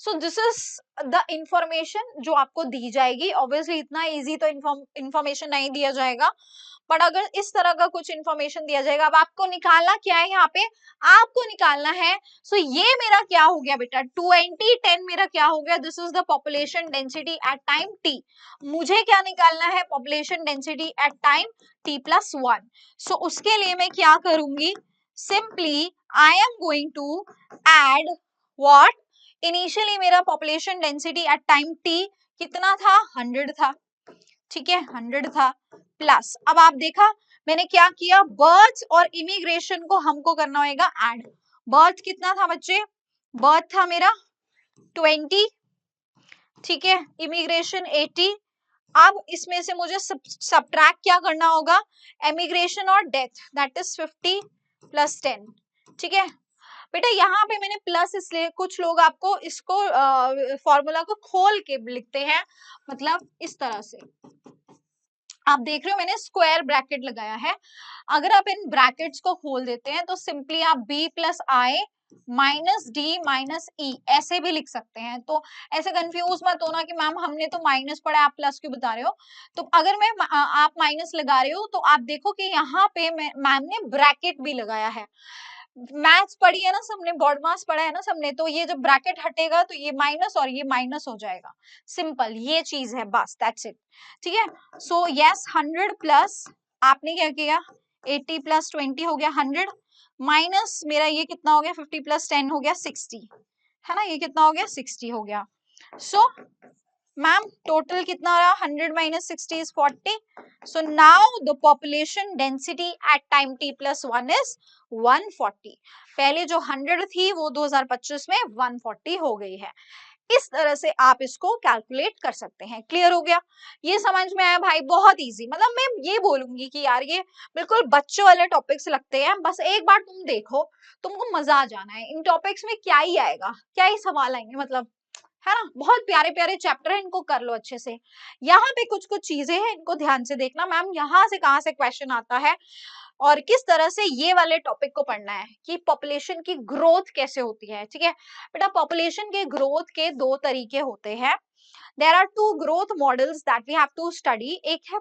एक्सपोनेंशियल, एक है लॉजिस्टिक, राइट। एक है एक्सपोनेंशियल, एक है लॉजिस्टिक। एक्सपोनेंशियल का अगर आप लिटरल मीनिंग देखते हैं, अगर आप इंग्लिश में उसका डिक्शनरी में मतलब समझेंगे एक्सपोनेंशियल का, तो उसका मतलब होता है just when your graph is increasing increasing increasing, मतलब कोई चीज बढ़ती बढ़ती बढ़ती चली जा रही है, उसको एक्सपोनेंशियल बोला जाता है।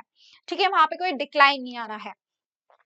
लॉजिस्टिक में हम लॉजिस्टिक्स यानी कैलकुलेशंस यूज कर रहे हैं, तो हम मैं आपको पढ़ाती हूँ कि लॉजिस्टिक में हम लॉजिक यानी दिमाग यूज कर रहे हैं। ठीक है, ये मैं आपको समझा रही हूँ, इंग्लिश मीनिंग नहीं होता लॉजिस्टिक का। ठीक है, लॉजिस्टिक का मतलब लॉजिक नहीं होता, लॉजिस्टिक का मतलब होता है वहां पे कुछ आपने स्टैटिस्टिकल डेटा को देख के ही वहां पे कुछ इंफॉर्मेशन इन्फर किया है, राइट। चलो अब आ जाओ, बहुत ज्ञान हो गया। एक्सपोनेंशियल ग्रोथ की बात करते हैं। So exponential growth of a population occurs under the unlimited resource. अब देखो, ये एक्सपोनेंशियल ग्रोथ है ख्याली पुलाव, ये किसी का ख्याली पुलाव था। किसी ने सोचा कि भाई नेचर में तो भाई अनलिमिटेड रिसोर्स है ना, तुम्हारे पापा जी छोड़ के गए थे अनलिमिटेड रिसोर्सेस किसी के लिए, जिसको इंडिविजुअल्स यूज किए जा रहे हैं, पॉपुलेशन यूज किए जा रही है और ग्रो किए जा रही है ना। जैसे ह्यूमन बींग्स के लिए तो भर भर के खाना है, तो भूखे क्यों मर रहे हैं लोग भाई? Why people are hungry, why people are dying of malnutrition, why people are dying of hunger? Because there are not enough resources.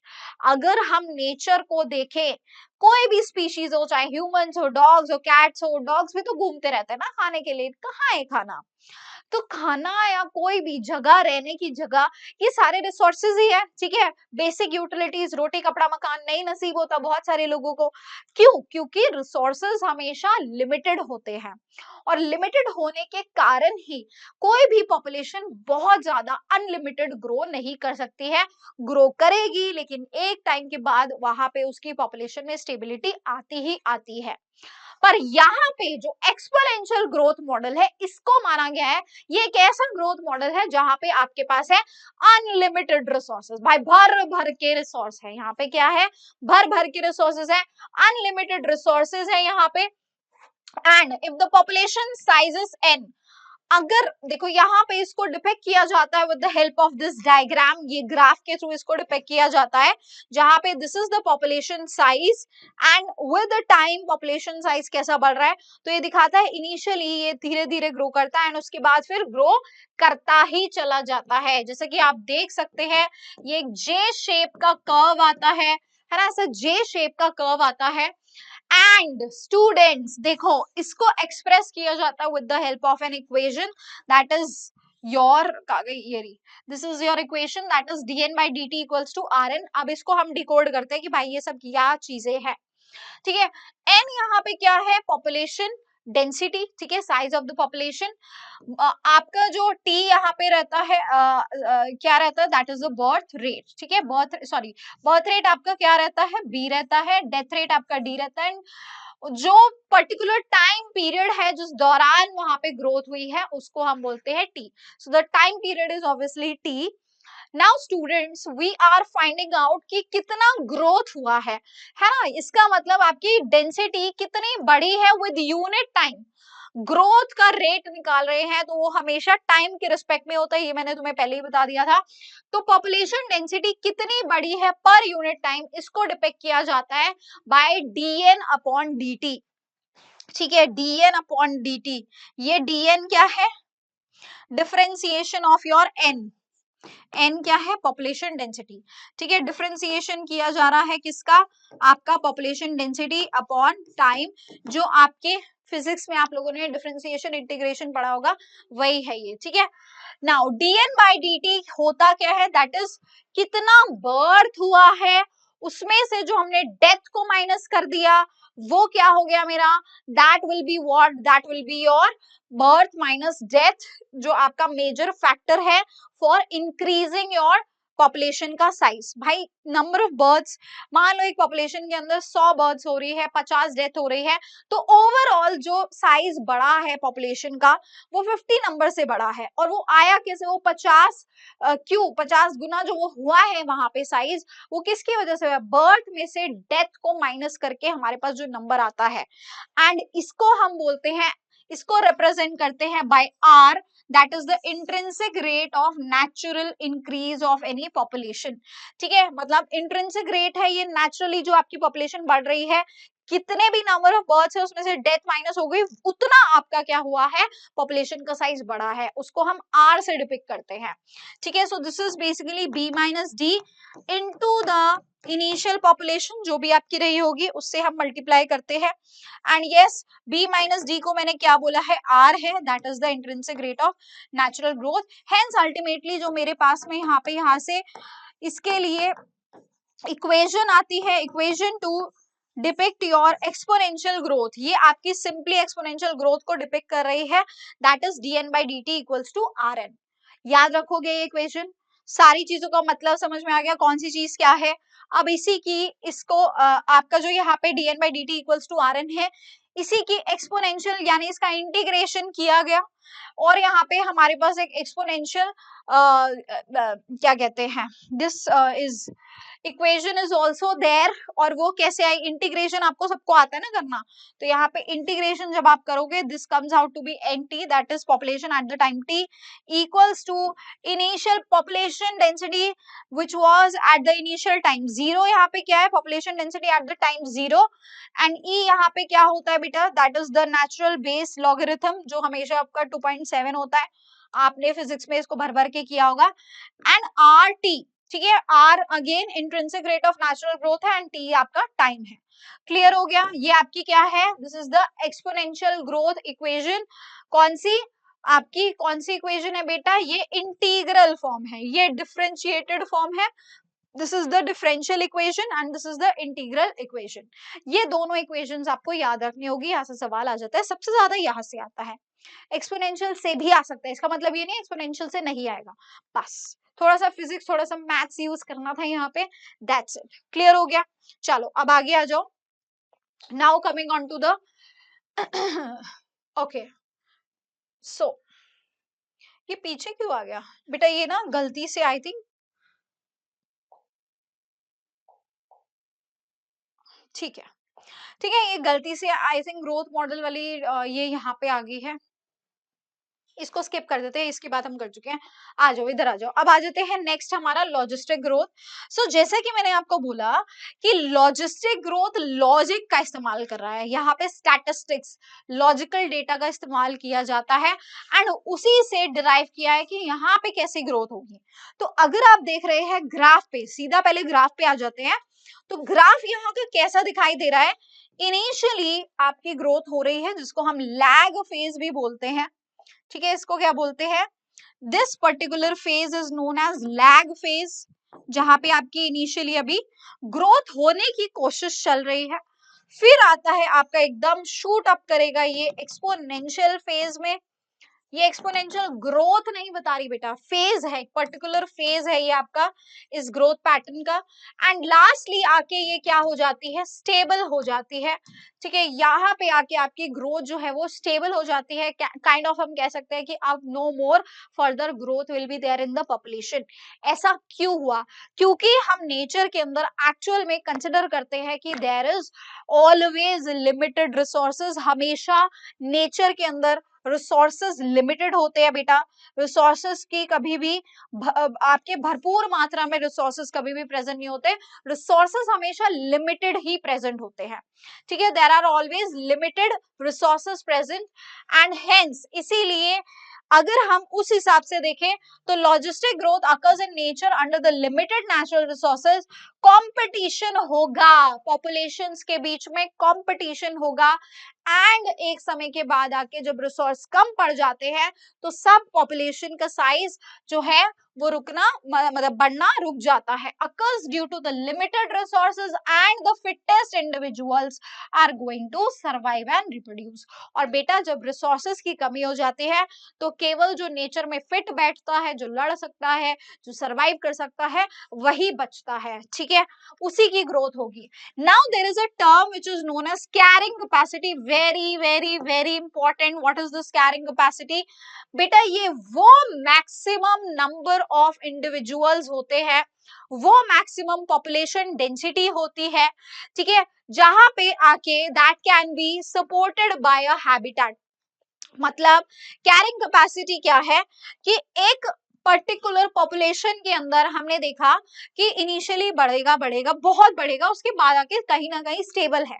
तो किसी भी मतलब पॉपुलेशन की जो मैक्सिमम कैपेसिटी है बढ़ने की, एक हैबिटेट के अंदर कोई भी इंडिविजुअल, कोई भी मतलब कोई भी पॉपुलेशन मैक्सिमली कितना ग्रो कर सकता है, कितना नंबर ऑफ पॉपुलेशन वो हो सकता है, कितनी पॉपुलेशन डेंसिटी हो सकती है, उसी को बोलते हैं कैरिंग कैपेसिटी। तो यहाँ पे जो ये के है, this is actually the number of individuals, the population density जो मैक्सिमली अचीव होती है in any logistic growth. Clear, बात समझ में आ गई?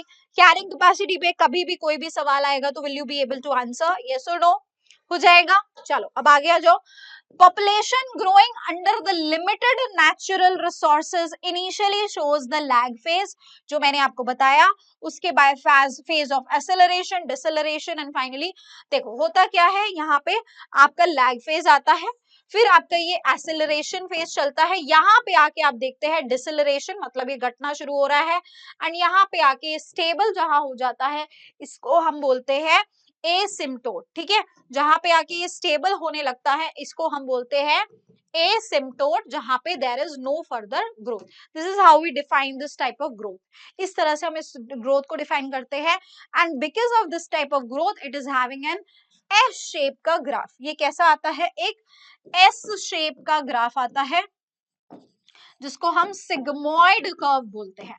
What do we call it as? Sigmoid curve. ठीक है, एस शेप के ग्राफ को हम क्या कहते हैं बच्चे? सिग्मोइड कर्व कहते हैं। बात क्लियर हुई? आया सबको समझ? चलो अब आगे आ जाओ फर्दर। नाउ स्टूडेंट्स यहाँ पे नेक्स्ट आ गया तुम्हारा अब जिस तरह से हमने इक्वेशन पढ़ी थी आपकी एक्सपोनेंशियल की, बिल्कुल सिमिलरली इसकी भी एक इक्वेशन होती है, एंड इसकी जो इक्वेशन है इसको हम वरहर्स्ट पर्ल लॉजिस्टिक ग्रोथ भी बोला जाता है, because it was given by Verhulst Pearl. ठीक है, तो Verhulst Pearl logistic growth equation इसको कहा जाता है। अब इस इक्वेशन के अंदर वी आर कंसिडरिंग के, हमने यहाँ पे कैरिंग कैपेसिटी को पूरी पूरी महत्व दी है, क्योंकि हमने यहाँ पे एक नेचुरल कंडीशन में यहाँ पे ग्रोथ को नापा है, नेचुरल कंडीशन में हमने dn by dt निकाला है, और उस नेचुरल कंडीशन में अगर rn है तो k का भी उतना ही रोल है, कैरिंग कैपेसिटी का भी उतना ही रोल है। हर एक इंडिविजुअल का पॉपुलेशन डेंसिटी एक पर्टिकुलर समय तक ही आके बढ़ेगा, उसके बाद वो स्टेबल हो जाएगा। तो वो जो मैक्सिमम पॉपुलेशन डेंसिटी है उसको भी हमने यहाँ पे कंसिडर किया हुआ है। So this is the equation, right. And इसी इक्वेशन को हम ऐसे भी लिख देते हैं dn by dt equals to rn, where obviously N T R, आपको ये सारी चीजें पता ही होंगी, के क्या है ये भी पता होना चाहिए। सो इसको बेटा हम 1 माइनस एन बाय के भी लिख देते हैं, एंड वो क्यों है वो आप देख सकते हैं, है ना। सिमिलरली हमने k को यहाँ पे डिनोमिनेटर ले लिया, k को यहाँ पे भी ले लिया, तो this will be 1 and this will be minus n by k। So never get confused, अगर आपको ये इक्वेशन आ रही है या ये इक्वेशन आ रही है, दोनों से कंफ्यूज नहीं हो रहा। n आपको पता है population density at time t है, r आपका intrinsic rate of natural increase है, और k यहाँ पे कैरिंग कैपेसिटी है। Clear, done. ये दोनों इक्वेशंस को याद कर लेना बेटा, वेरी वेरी इंपॉर्टेंट, कौन सी चीज क्या है ये पता होना चाहिए। चलो अब आगे आ जाओ। यही सवाल आता है, यहाँ से आपको कुछ सॉल्व करने को नहीं आएगा यहाँ पे। ठीक है, यहाँ से कोई आपको न्यूमेरिकल नहीं आता है, आपको डायरेक्ट सिर्फ आपको यहाँ पे डायरेक्ट क्वेश्चन पूछा जाएगा on the basis of the equation, that's it. Okay, now now students basically हमारे पास में कुछ ना कुछ वेरिएशंस आए हैं, कुछ ना कुछ वेरिएशंस देखने को मिले हैं, which comes under a separate topic, that is life history variation, जो आपके एनसीईआरटी में नहीं दिया है। बस यहाँ पे थोड़ा सा मैं आपको एक्सप्लेन करूंगी just to make you guys understand these growth patterns और growth models. So populations evolve to maximise their reproductive fitness, और we can say Darwinian fitness को मैक्सिमाइज करने के लिए हमेशा रिप्रोड्यूस करती है।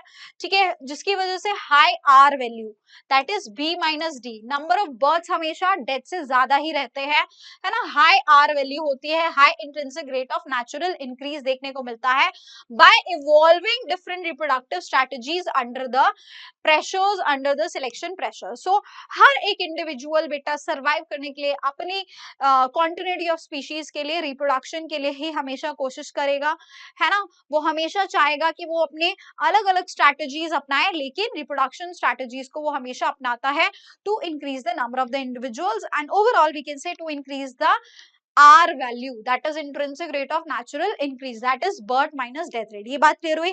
Now some organisms breed only once in their lifetime, और कुछ ऑर्गेनिज्म तो ऐसे है बेटा जो सिर्फ साल में एक बार ब्रीड करते हैं, ठीक है। जैसे कि पैसिफिक सैल्मन फिशेस, ये क्या करते हैं, ये साल में सिर्फ एक ही बार ब्रीड करते हैं।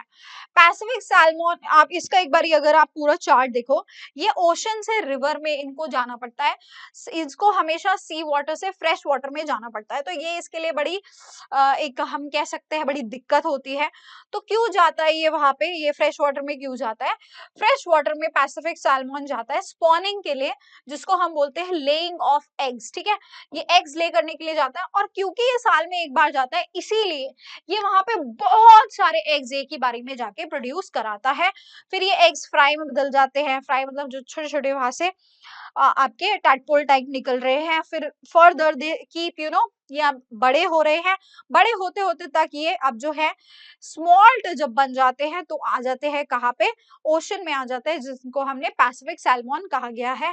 नाउ ये वाला पैसिफिक सैल्मन कहाँ पाया जा रहा है, ओशन में, जो कि अडल्ट बन चुका है। ये क्या है, अडल्ट बन चुका है, ठीक है। ये क्या बन जाता है बेटा, अडल्ट बन चुका है। बात समझ में आएगी। एंड स्टूडेंट्स, ये भी बोला जाता है कि ये आफ्टर स्पॉनिंग दे डाइज, स्पॉनिंग करके ये मर जाते हैं वहीं पे। उसके बाद अब ये सीधा इधर जाएंगे, फिर वहां बड़े होंगे, फिर इधर आएंगे, फिर मर जाएंगे, फिर eggs produce, and this is how they are going to repeat that cycle. Bamboo tree देख लो आप, बैम्बू ट्री को तो हम जानते ही हैं, ठीक है। तो ये भी आपका साल में केवल एक ही बार रिप्रोड्यूस कर रहा है। चलो now now coming on to the birds and mammals. Birds and mammals की स्ट्रैटेजी है थोड़ी सी अलग, ठीक है, क्योंकि सबका सर्वाइवल स्ट्रैटेजी अलग होता है, हर इंडिविजुअल, हर ऑर्गेनिज्म का। Birds and mammals breed many times during their life time, producing large size offsprings. ये काफी अलग है।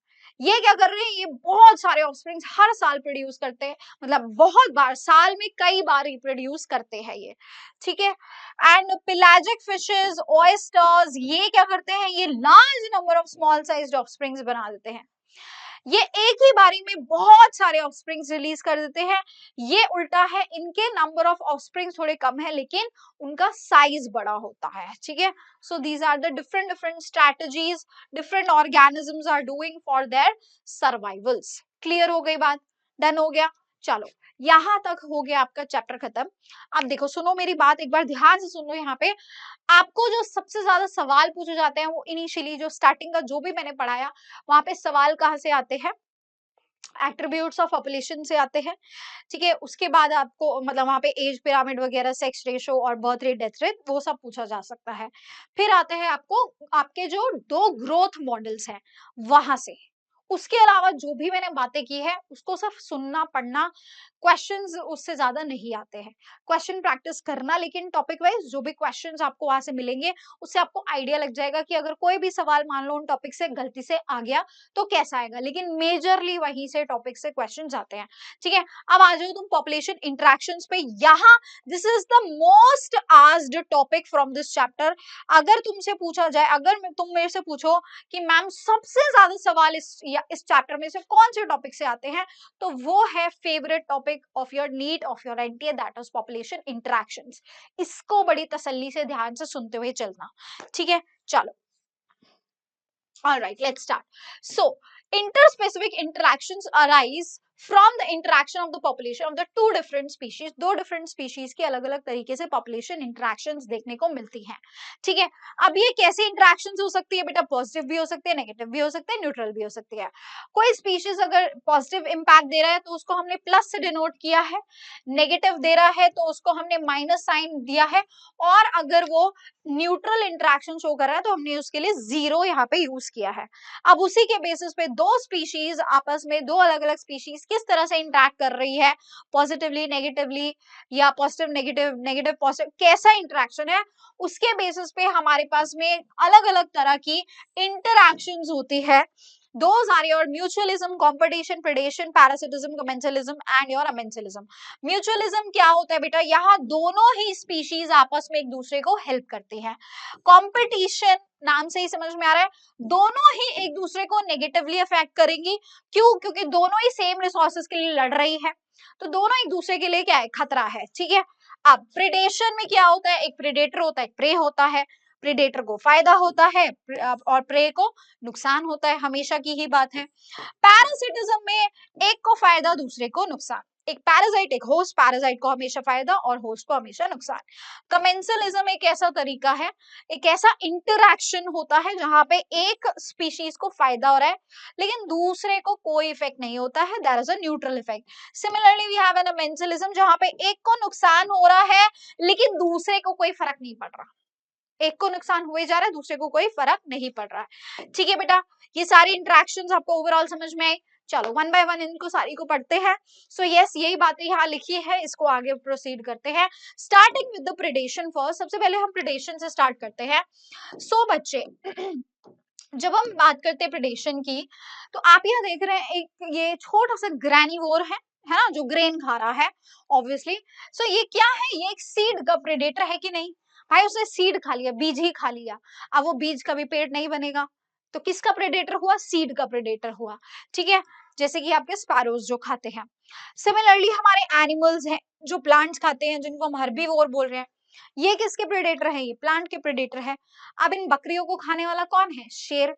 वो किसका प्रेडेटर हुआ? इन बकरी का। तो वो क्या हो गए? कार्निवोर किसके प्रेडेटर हो जाते हैं? आपके हर्बीवोर के। सो इस तरह की चेन्स जो है हम लोगों ने, फूड चेन जो है हम लोगों ने इकोलॉजी में कई बार पढ़ी है, जहां पे एक ऑर्गेनिज्म दूसरे ऑर्गेनिज्म के ऊपर फूड के लिए डिपेंडेंट होता है। इनफैक्ट एक कंप्लीट चेन इस तरह से बन जाती है, जहां पे प्लांट्स को हर्बीवोर खा रहे हैं, हर्बीवोर को कार्निवोर, और वो अलग अलग ट्रॉफिक लेवल पे आते हैं। Primary consumers, secondary consumer, tertiary consumers, इस लेवल पे वो आके ऑर्गेनिजम्स को कंज्यूम करते हैं, right? Now, predation helps in the transfer of the energy. Question ये है कि predation होता क्यों है? Why nature में predation हो रहा है? जो कि मैंने आपको बिल्कुल स्टार्टिंग में इंट्रोडक्शन ऑफ द चैप्टर में मैंने आपको यही सवाल पूछा था कि क्यों खा रहा है, क्या कोई रीजन है इसके पीछे? सो ये रीजन होता है बेटा। नेचर में आपने हमेशा सुना है कि energy is neither created not destroyed. कहीं ना कहीं वो इसी धरती पर एनर्जी रहती है। तो वो धरती पर एनर्जी कैसे रह पा रही है?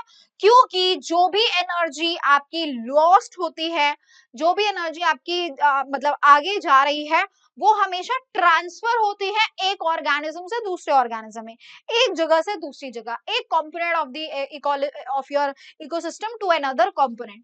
This is how energy is transferred. और यहाँ पे जो एनर्जी ट्रांसफर हो रही है वो एक ऑर्गेनिज्म से दूसरे ऑर्गेनिज्म में होती है।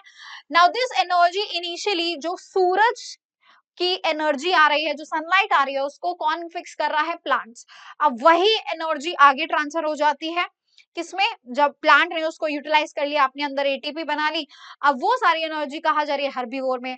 फिर वो एनर्जी जा रही है कार्निवोर में। सो this is how the energy is being transferred here. आप समझ रहे हैं क्यों प्रेडेशन हो रही है? This is a source of transfer of energy.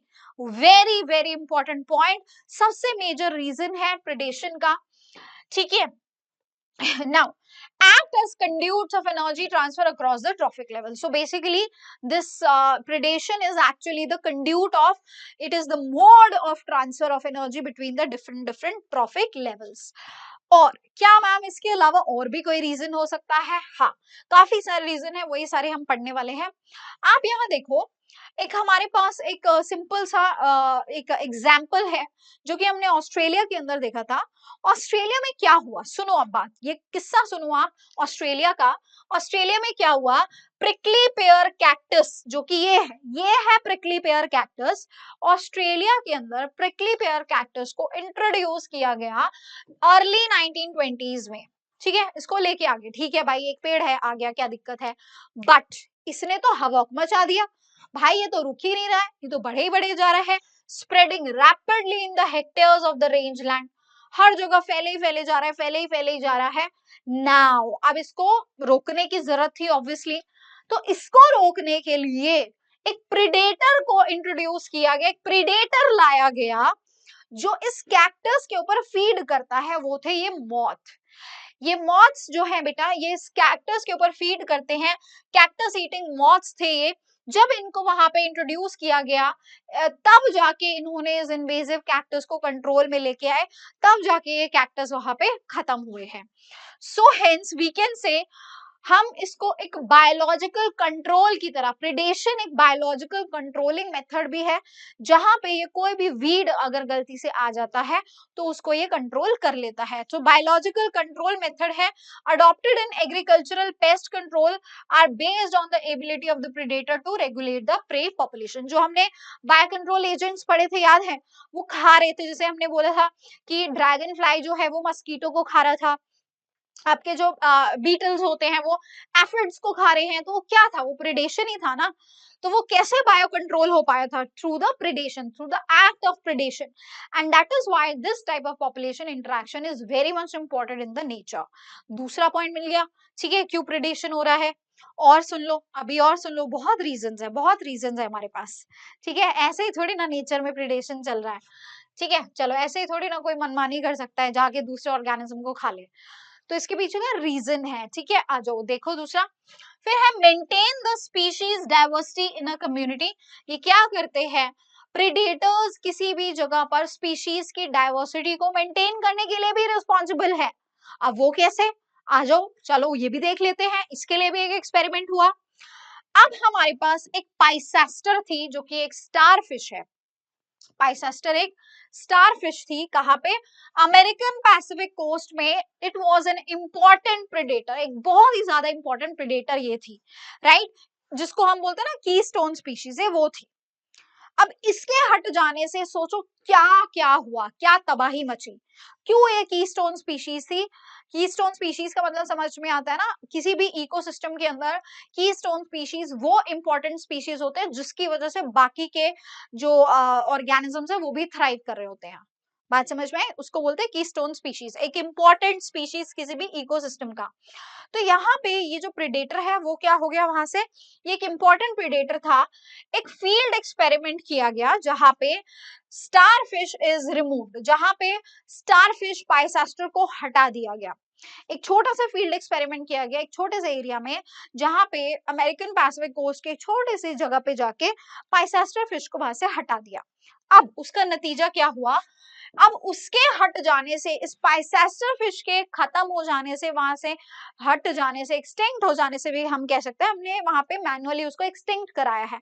इसके एक्सटिंक्ट हो जाने से वहां की 10 इनवर्टिब्रेट स्पीशीज खत्म हो गए, वहां की 10 इनवर्टिब्रेट स्पीशीज जो है वो खत्म हो गई, इट बिकेम एक्सटिंक्ट, खत्म हो गई वहां से, उनका भी वहां से नामो निशान खत्म हो गया। ऐसा क्यों हुआ होगा, सोचो अब वो जो प्रेडेटर था वो सबको बराबर बराबर खा रहा था, है ना, आप उनको कंट्रोल करके रख रहा था, जो ज्यादा बदमाशी कर रहा है भाई उसको ज्यादा खा लिया। आप समझ रहे हैं, एक क्लास है जहां पे बहुत सारे नॉटी बच्चे हैं, 10 नॉटी बच्चे हैं, ठीक है। अब एक स्ट्रिक्ट टीचर है, वो स्ट्रिक्ट टीचर सबको कंट्रोल में रखते हैं, कोई ज्यादा नॉटी है कोई कम नॉटी है ना, कोई ज्यादा बदमाश है कोई कम बदमाश है सारे एक जैसे ही, बट हाँ लेवल अलग अलग है सबकी बदमाशी के। अब वो जो स्ट्रिक्ट टीचर है भाई, उस स्ट्रिक्ट टीचर ने क्या किया, उस स्ट्रिक्ट टीचर ने सब, उसको पता है कि इस बच्चे को कैसे कंट्रोल करना है, इसको कैसे करना है। किसी का इमोशनल तरीका है, किसी का लात, वो होता है ना लातों के भूत बातों से नहीं मार, किसी का मार पिटाई का तरीका है कि वो मार पिटाई से ही मानेगा, किसी के कोई अपने पेरेंट्स से डरता है तो उसके घर पे फोन करने की धमकी दी जाती है। तो मतलब उस स्ट्रिक्ट टीचर को पता है कि भाई इन 10 बच्चों को मुझे कैसे कंट्रोल करना है, ठीक है। अब उस टीचर का क्या हो गया, ट्रांसफर, चला गया, शादी हो गई, फीमेल थी, ठीक है, शादी हो गई, छोड़ दिया, मैं नहीं पढ़ा रही, मैं क्यों सिरदर्दी लूं, तो ठीक है, छोड़ दिया। अब उन 10 बच्चों का क्या, वो जो टीचर थी वो तो बहुत अच्छे से समझ रही थी, अब ये आपस में क्या हो रहे हैं भाई, नोटी तो थे ही, सारे भिड़ रहे हैं, एक दूसरे से गुथ रहे हैं। सो क्या हो गया भाई, अब यहाँ पे इन सभी का हो गया फ्यूचर खराब, अब कोई भी नहीं पढ़ पाएगा, किसी को भी मैनेज नहीं किया जा रहा। सो हेंस धीरे धीरे सब फेल हो गए। आप ऐसे समझो सब क्या हो गए, फेल हो गए, जैसे एग्जाम आया सब फेल। सेम यहाँ पे भी यही है, पाइसेस्टर क्या कर रहा था, इनको सबको कंट्रोल में रख रहा था, लेकिन पाइसेस्टर के इनके ऊपर का जो मेन डोमिनेटर है उसके निकलते ही सब अपनी बदमाशी चलाते हैं, आपस में भिड़ते हैं, इनमें होता है इंटर स्पेसिफिक कॉम्पिटिशन, आपस में ही लड़ते रहते हैं रिसोर्सेज के लिए, और सबके सभी अल्टीमेटली एक्सटिंक्ट हो जाते हैं। समझ रहे हो, 10 स्पीशीज यहाँ से क्या हो जाती है, एक्सटिंक्ट हो जाती है, राइट। ये वो स्पीशीज रही होंगी जो बेचारी ढंग से compete नहीं कर पाई होंगी, तो ये हो गई यहाँ से एक्सटिंक्ट। तो ये हो गया तीसरा रीजन फॉर द प्रिडेशन। क्या क्या देखा हमने, पहली बात कंड्यूट ऑफ एनर्जी ट्रांसफर, दूसरा हमने देखा कि प्रिडेशन की वजह से क्या हो रहा है, आपका जो कोई भी जगह पे अगर कोई इन्वेजिव मतलब बायो कंट्रोल एजेंट की तरह वो काम करते हैं। तीसरा हमने क्या देखा कि ये एक मतलब स्पीशीज का जो इंटर स्पेसिफिक स्पीशीज है उसके कंपटीशन को भी रिड्यूस करते हैं। एंड इसके अलावा हम प्रूडेंट इनको कहते हैं, जो कि इनको एक बहुत ही बड़ा कह सकते हैं इंटाइटलमेंट दिया गया है, हाँ, एक बहुत ही बड़ा टाइटल इनको दिया गया है कि प्रेडेटर्स होते हैं प्रूडेंट। प्रूडेंट का मतलब ये होता है कि इनके पास एक पावर है to control the prey population, ठीक है, इनको क्या करना होता है, इनको प्रे की पॉपुलेशन को कंट्रोल करके रखना होता है। लेकिन अगर ये बदमाशी पे उतरे, ठीक है, अगर इन्होंने अपनी प्रे अपनी इस मतलब प्रेडेटर की पावर जो इनके पास है कि ये प्रेडेशन कर सकते हैं, अगर इस पावर का गलत फायदा उठाया तो क्या हो सकता है बेटा, धीरे धीरे जिस प्रे को ये खाते हैं अपने ही एनर्जी रिक्वायरमेंट के लिए, वो प्रे पॉपुलेशन खत्म हो जाएगी। मान लो एक पर्टिकुलर एरिया के अंदर 10 लायंस है और वहां पे 100 डियर है, उनका सर्वाइवल इजीली चल सकता है, ठीक है, ईयर्स आफ्टर ईयर्स, क्योंकि वो रिप्रोड्यूस भी करेंगे और सब कुछ होगा, ठीक है, तो वहां पे इजीली उनका सर्वाइवल है। पर अगर एक लायन एक हफ्ते में एक डियर खा रहा है, तो मान लो फॉर एग्जाम्पल, मुझे नहीं पता वो कितना खाता है, तो एक लायन एक डियर में खा रहा है तो उसका काम चल रहा है, वो इजीली सरवाइव कर सकते हैं आगे के 15-20 साल, ठीक है। लेकिन मान लो अगर वहां पे लायन बदतमीजी पे उतर आए, है ना, ओवर वहां पे वो प्रेडेशन पे उतर आए, अपनी पावर का गलत फायदा उठाने लग गए, तो क्या होगा, अब लायन क्या कर रहा है, डेली दिन में 5-5 डियर मार रहा है, खा रहा है, मार रहा है, खा रहा है, पड़ा है, मार रहा है, खा रहा है, पूरी रात सोता है, फिर उठता है, मारता है, खाता है, सोता है, तो क्या होगा, सारे डियर खत्म हो जाएंगे भाई, एक ही महीने में सब खत्म, फिनिश। अब क्या खाएगा, उसका खुद का ही खाना खत्म हो गया ना। सो इसीलिए इनको बोला गया प्रूडेंट। सुन लो अब ध्यान से, if predator over exploits the prey, अगर प्रेडेटर अपने प्रे को बहुत ज्यादा ओवर एक्सप्लॉइट करने लगेगा, then the prey might become extinct, तो प्रे वहां से कैसा हो जाएगा भाई, एक्सटिंक्ट हो जाएगा भाई, खत्म हो जाएगा, ठीक है, अब तुझे खाना नहीं मिलेगा। So the predator will also become extinct due to the lack of the food. अब उस लायन को भी नहीं खाना मिलेगा तो लायन भूखा मरेगा, मर जाएगा।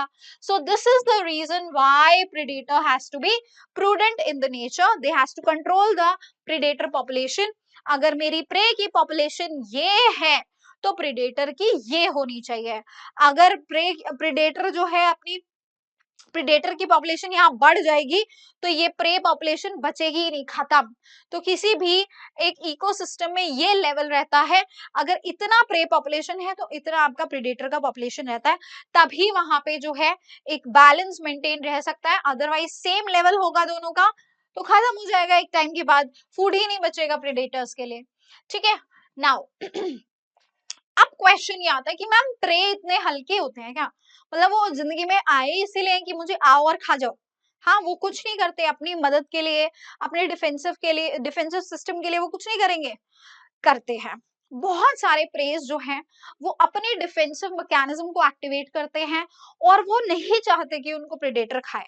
तो नेचर में देखो, अगर किसी के पास ताकत है दूसरे को मारने की, खाने की, तो नेचर ने दूसरे प्रे पॉपुलेशन को भी बहुत सारी ताकतें दी। अब जैसे डियर है, आप देखते हो उसकी आंखें यहाँ होती है ताकि वो दोनों तरफ से अपने प्रेडेटर को देख सके, तो और तेज भागता है। वो क्यों तेज भागता है, why deer can run very fast, again same reason, अपनी जान बचाने के लिए, ठीक है।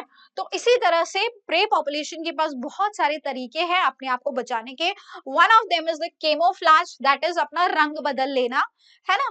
जैसे आपने देखा होगा बहुत सारे इंसेक्ट्स जो होते हैं, अगर पत्ते में बैठे हैं तो देखो हरा हो गया, लकड़ी में बैठे तो लकड़ी जैसा हो जाता है। गिरगिट जो है अगेन वो क्यों करता है?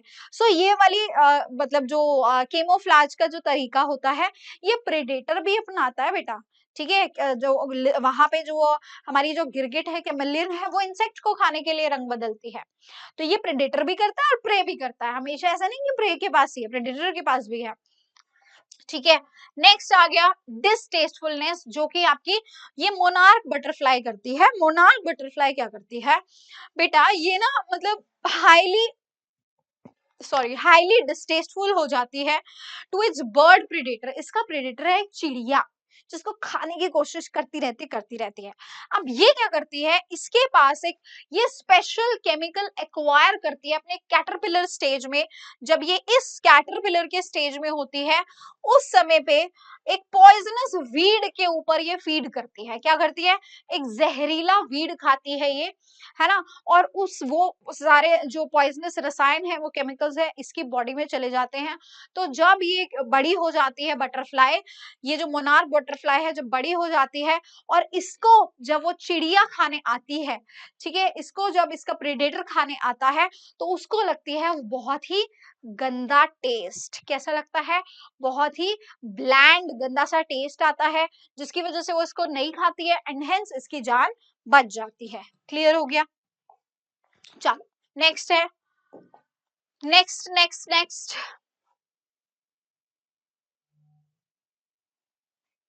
नेक्स्ट है बेटा, आपके कुछ मॉर्फोलॉजिकल तरीके भी होते हैं, जहां पे अडेप्टेशन जिसको हम बोलते हैं, जो आपके ड्राई एरिड रीजन्स में आप देखते हो कि आपके बहुत सारे जो प्लांट्स हैं उनके अंदर कितनी तरह की अडेप्टेशंस हैं, है ना, ताकि वो अपने आप को बचा सके, राइट, फ्रॉम बीइंग ताकि उनको खाने से रोका जा सके। So herbivores are predators for plants. Plants का तो प्रेडेटर हर्बीवोर है, प्लांट को तो हर्बीवोर ही खाएगा। So nearly 25% of the insects are phytophagous. और बेटा इंसेक्ट भी 25% इंसेक्ट फाइटोफेगस का मतलब है प्लांट को खाते हैं।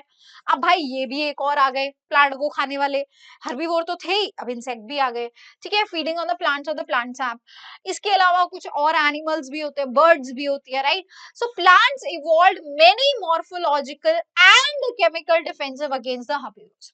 अब प्लांट से भी कहा भाई अति हो गई है, भाई हमको भी कुछ करना है, हमको भी हमारे अंदर भी कुछ मॉडिफिकेशन लेके आओ, ताकि हम इन बेरहम हर्बीवोर से बच सके, है ना। तो इनके अंदर भी है कुछ, आ जाओ देखते हैं। सबसे पहले तो थॉर्न्स, जो हमारे कैक्टस में ये कांटे हैं, ऐसे ही नहीं है, खा के तो दिखाए इसको कोई, है ना, कांटा चुभ जाएगा। सो ये जो थॉर्न्स होते हैं किसी भी प्लांट में, वो इसीलिए होते हैं as a defensive mechanism. Examples है हमारे desert plants, that is your cactus and acacia.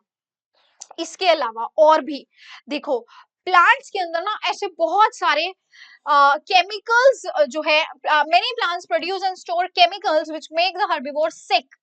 क्या कर देता है? हर्बीवोर को बीमार कर देता है।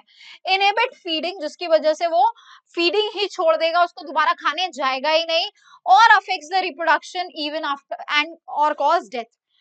देख लो भाई कितना बेरहम हो सकता है एक पेड़ अपने आप को बचाने के लिए, वो उसको इनडाइजेस्टिबल भी बना देता है अपने आप को, और अगर उसने उसको खा भी लिया तो उसकी रिप्रोडक्शन नहीं हो पाएगी।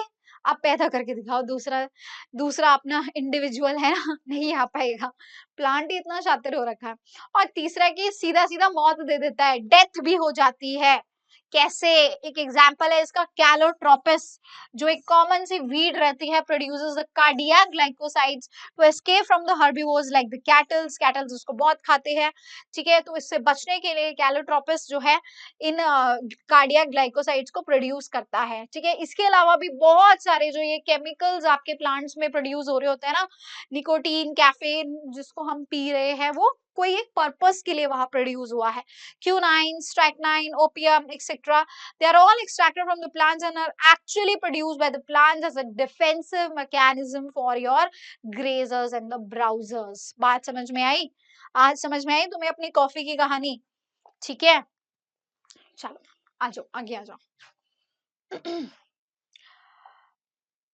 नाउ इंटर स्पेसिफिक, अब आ जाते हैं कंपटीशन। तो यहाँ पे हो जाता है हमारा प्रिडेशन खत्म, ठीक है। अब यहाँ पे क्या हो चुका है, प्रिडेशन खत्म।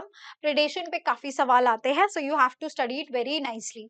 अब आ जाते हैं कंपटीशन पे। सो कंपटीशन में हमारे पास कंपटीशन, यार इंटर स्पेसिफिक कंपटीशन की अगर हम बात करें, जहां पे दो स्पीशीज सिमिलर रिसोर्सेज के लिए अगर लड़ रही है, तो it is a potent force in organic evolution according to the Darwin.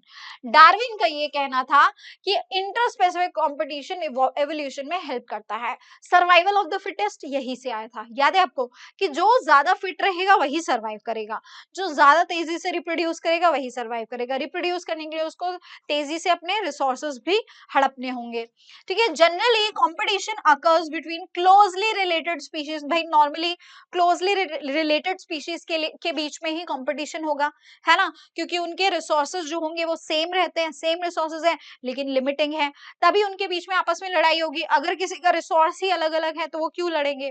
अब एक सांप और लायन तो आपस में नहीं लड़ेगा, लायन का जो फूड है वो डियर है, स्नेक का कुछ और है, तो उन दोनों के बीच में कंपटीशन नहीं होगा, बट एक लायन और एक टाइगर के बीच में कंपटीशन होगा। सिमिलर स्पीशीज है लेकिन उनके रिसोर्सेज सिमिलर है, बात समझ में आई। सो कंपटीशन नॉर्मली आपके रिलेटेड स्पीशीज के बीच में होता है। अब यहाँ पे बात आ रही है कि क्या अनरिलेटेड स्पीशीज के बीच में कंपटीशन नहीं होता, वहां भी होता है। So totally unrelated species also compete, वो भी करते हैं। जैसे यार सेम, जैसे पानी है, अब यार ये फ्लामिंगो देख लो, इसको भी पानी इसको भी क्या चाहिए, फ्लामिंगोज एंड रेजिडेंट फिशेस दोनों बहुत ही डिसिमिलर स्पीशीज है, कहीं से भी कोई रिलेशन नहीं है, लेकिन इनका जो खाना है वो क्या है, जूप्लैंक्टन, जो कि लेक में पाए जा रहे हैं। रिसोर्स सेम हो गया, तो हम ऐसा नहीं कह सकते कि दो रिलेटेड स्पीशीज होंगी तभी कंपटीशन होगा। देखो कहीं से भी रिलेटेड नहीं है फिर भी लड़ रहे हैं जूप्लैंक्टन्स के लिए, बात समझ में आई, ठीक है।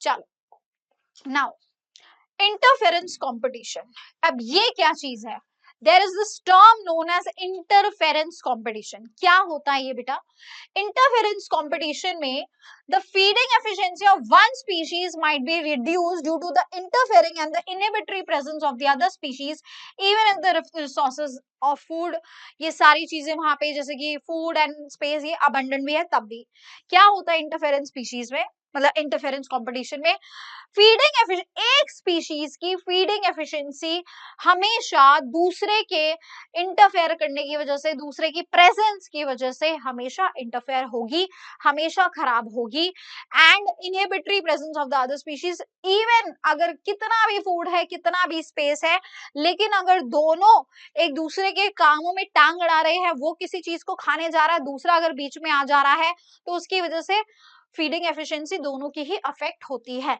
इसी को हम क्या बोलते हैं बेटा, इंटरफेरेंस कंपटीशन। अब इसके एग्जांपल देख लो, दो mail dear fighting over the females, दोनों एक दूसरे से लड़ रहे हैं फीमेल के लिए, दोनों का रिसोर्स क्या है, फीमेल है, दोनों एक दूसरे से क्यों लड़ रहे हैं, इंटरफेरेंस। अब ना तो ये मेट कर पा रहा, ना ये मेट कर पा रहा। Similarly interference competition between a lion and a hyena, again for the same species, for the similar food species, food enough है भी, लेकिन हाइना बदतमीज है, वो लायन को नहीं जीतने देगा। लायन के अंदर ईगो है, भाई मैं जंगल का राजा, मुझे कैसे रोका। ये भी बाज नहीं आ रहा, ये कह रहा कि मैं क्यों चाहने दूं भाई, मैं भी कम नहीं हूं, है ना।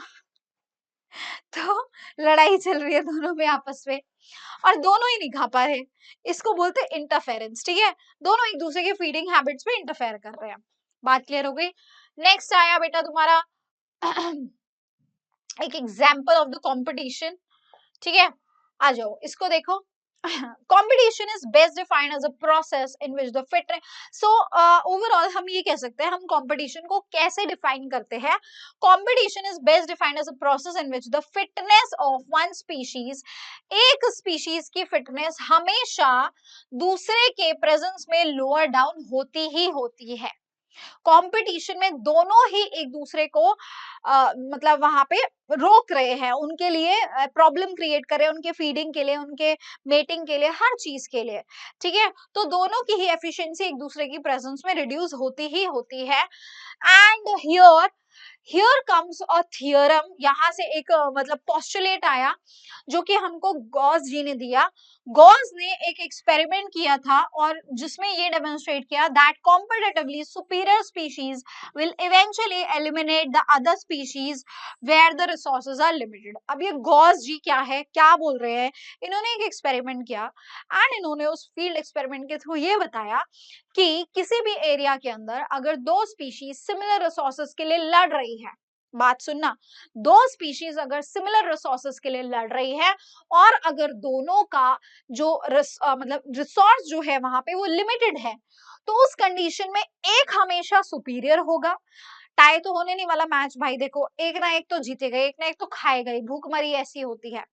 तो एक वहां पे सुपीरियर है, एक इंफीरियर है, सुपीरियर वाला वहां जीतेगा, वही वहां बचेगी, उसी की स्पीशीज बचेगी, इंफीरियर वाली इवेंचुअली वहां से एलिमिनेट आउट होती चली जाएगी। जो डार्विन जी बोल रहे थे वो इन्होंने यहाँ पे अपनी बात से बताने की कोशिश की, ठीक है।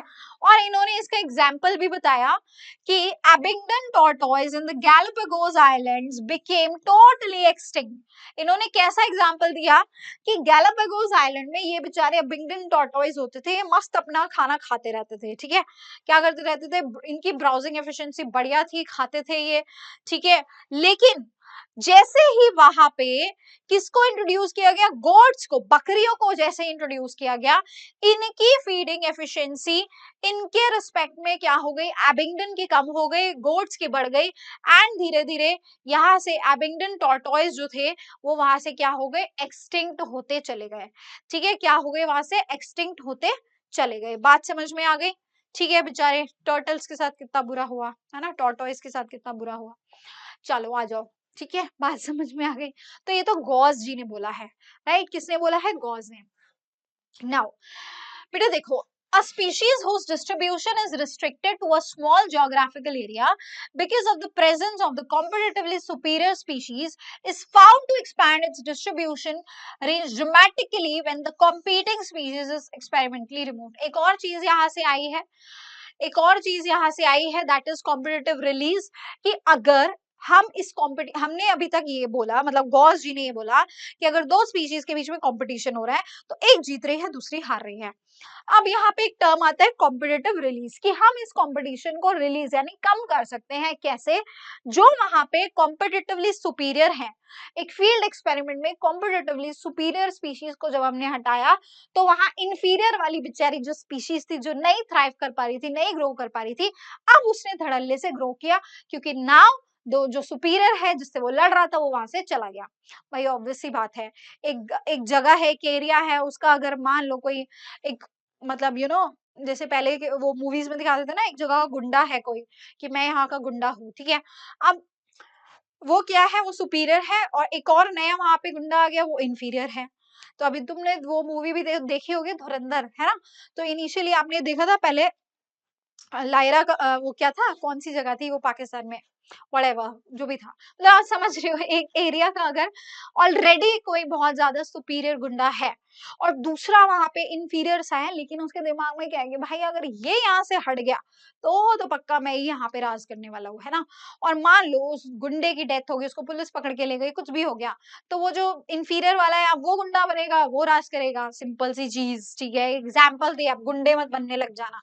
आ जाओ, कॉर्नेल्स फील्ड एक्सपेरिमेंट, ये क्या बताता है, ये एक फील्ड एक्सपेरिमेंट हुआ था जो इस चीज को प्रूव भी करता है, ठीक है, showed that on the rocky sea coast of the Scotland के जो रॉकी सी कोस्ट थे, यहाँ पे देखा गया था कि जो आपके सुपीरियर बार्नाकल्स थे, ठीक है, वो कौन से वाले थे, सुपीरियर बिलैनस थे, ठीक है, वो डोमिनेट करते थे and excludes the smaller barnacle that is Chthamalus. Chthamalus में वो ग्रो नहीं, ग्रो नहीं करोगे फ्रॉम दैट जोन। लेकिन क्या हुआ कि जब वहां से उस फील्ड एक्सपेरिमेंट में हमने ये सुपीरियर वाले बार्नाकल्स को हटा दिया, अब इनको क्या करा, हटा दिया, ठीक है। So in general herbivores and plants are more adversely affected by the competition. अच्छा, ये एक अलग चीज बोली गई है।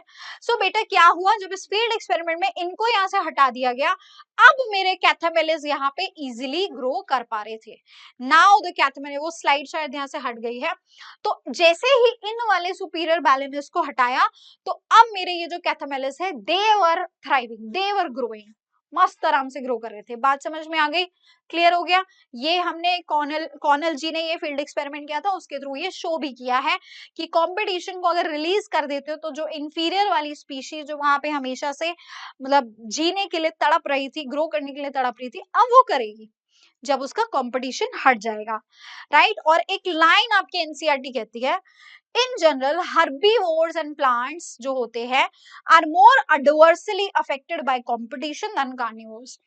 ज्यादा कौन अफेक्ट होता है कंपटीशन से? हर्बीवोर और प्लांट। इन्हीं को खा रहे हैं ना सब, खा तो इन्हीं को रहे हैं, कंपटीशन से सबसे ज्यादा दिक्कत तो इन्हीं को आएगी। ठीक है, चलो आ जाओ। ठीक है, अब सुनो कहानी, सुनो यहाँ पे। अभी कहानी चल रही थी गॉस जी की। गॉस जी ने हमको बोला कि इंफीरियर वाले तो बेचारे एलिमिनेट हो जाएंगे, सुपीरियर वाले हमेशा टिके रहेंगे। बट यहाँ पे आई एक नई कहानी। क्या नई कहानी? को एग्जिस्टेंस की कहानी। क्यों ना हम संग रहे, क्यों ना हम प्रेम भाव से रहे, क्यों ना हम लड़ाई झगड़े को छोड़ दिया जाए। ठीक है, अब देखो ये जो गॉस जी की बात थी, इस पे सबने अमल नहीं किया, सारे साइंटिस्ट ने इस पे जो है थम्स अप नहीं दिया कि हम तुम्हारे साथ अलाइंड नहीं है। ऐसा जरूरी नहीं है कि हर बार जो है सुपीरियर वाला जीतेगा, इंफीरियर वाला मर जाएगा, ऐसा नहीं होता है। कभी कभी हर तरह की मतलब कंपीटिंग स्पीशीज भी एक जगह में एक साथ रह लेती है या रह सकती है, और ये देखा भी गया naturally. It was seen in these warbler species.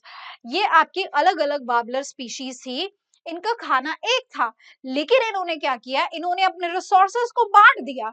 इन्होंने इस पेड़ के अलग अलग कोनों को चुन लिया, एंड दिस इज हाउ वो हंसी खुशी रह रहे थे। सिंपल सी चीज है।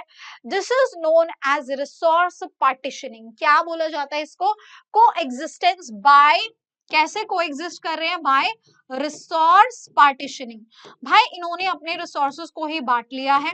इन्होंने बोला कि हम जो है अपनी जगहों को ही बांट लेते हैं, तुम अलग अलग जगह पे रहो, जाओ तुम्हारा एरिया वहीं पे तुम खाओ, सिंपल। ठीक है, इसी तरह से आप देखते हो कि टाइम है ना, टाइम को जो है बांट लिया जाता है। अगर मान लो लायन है, डियर है, दोनों को पानी पीने जाना है, तो डियर बेटा लायन के सामने तो जाएगा नहीं, उसकी कहाँ हिम्मत। उसने देखा कि ये लायन जो है ये शाम के 5 बजे आता है पानी पीने, अब वो क्या कर रहा है, वो सुबह जा रहा है भास्ता आराम से, उसको पता लायन सो रहा होगा, अब मैं तो सुबह जाऊंगा।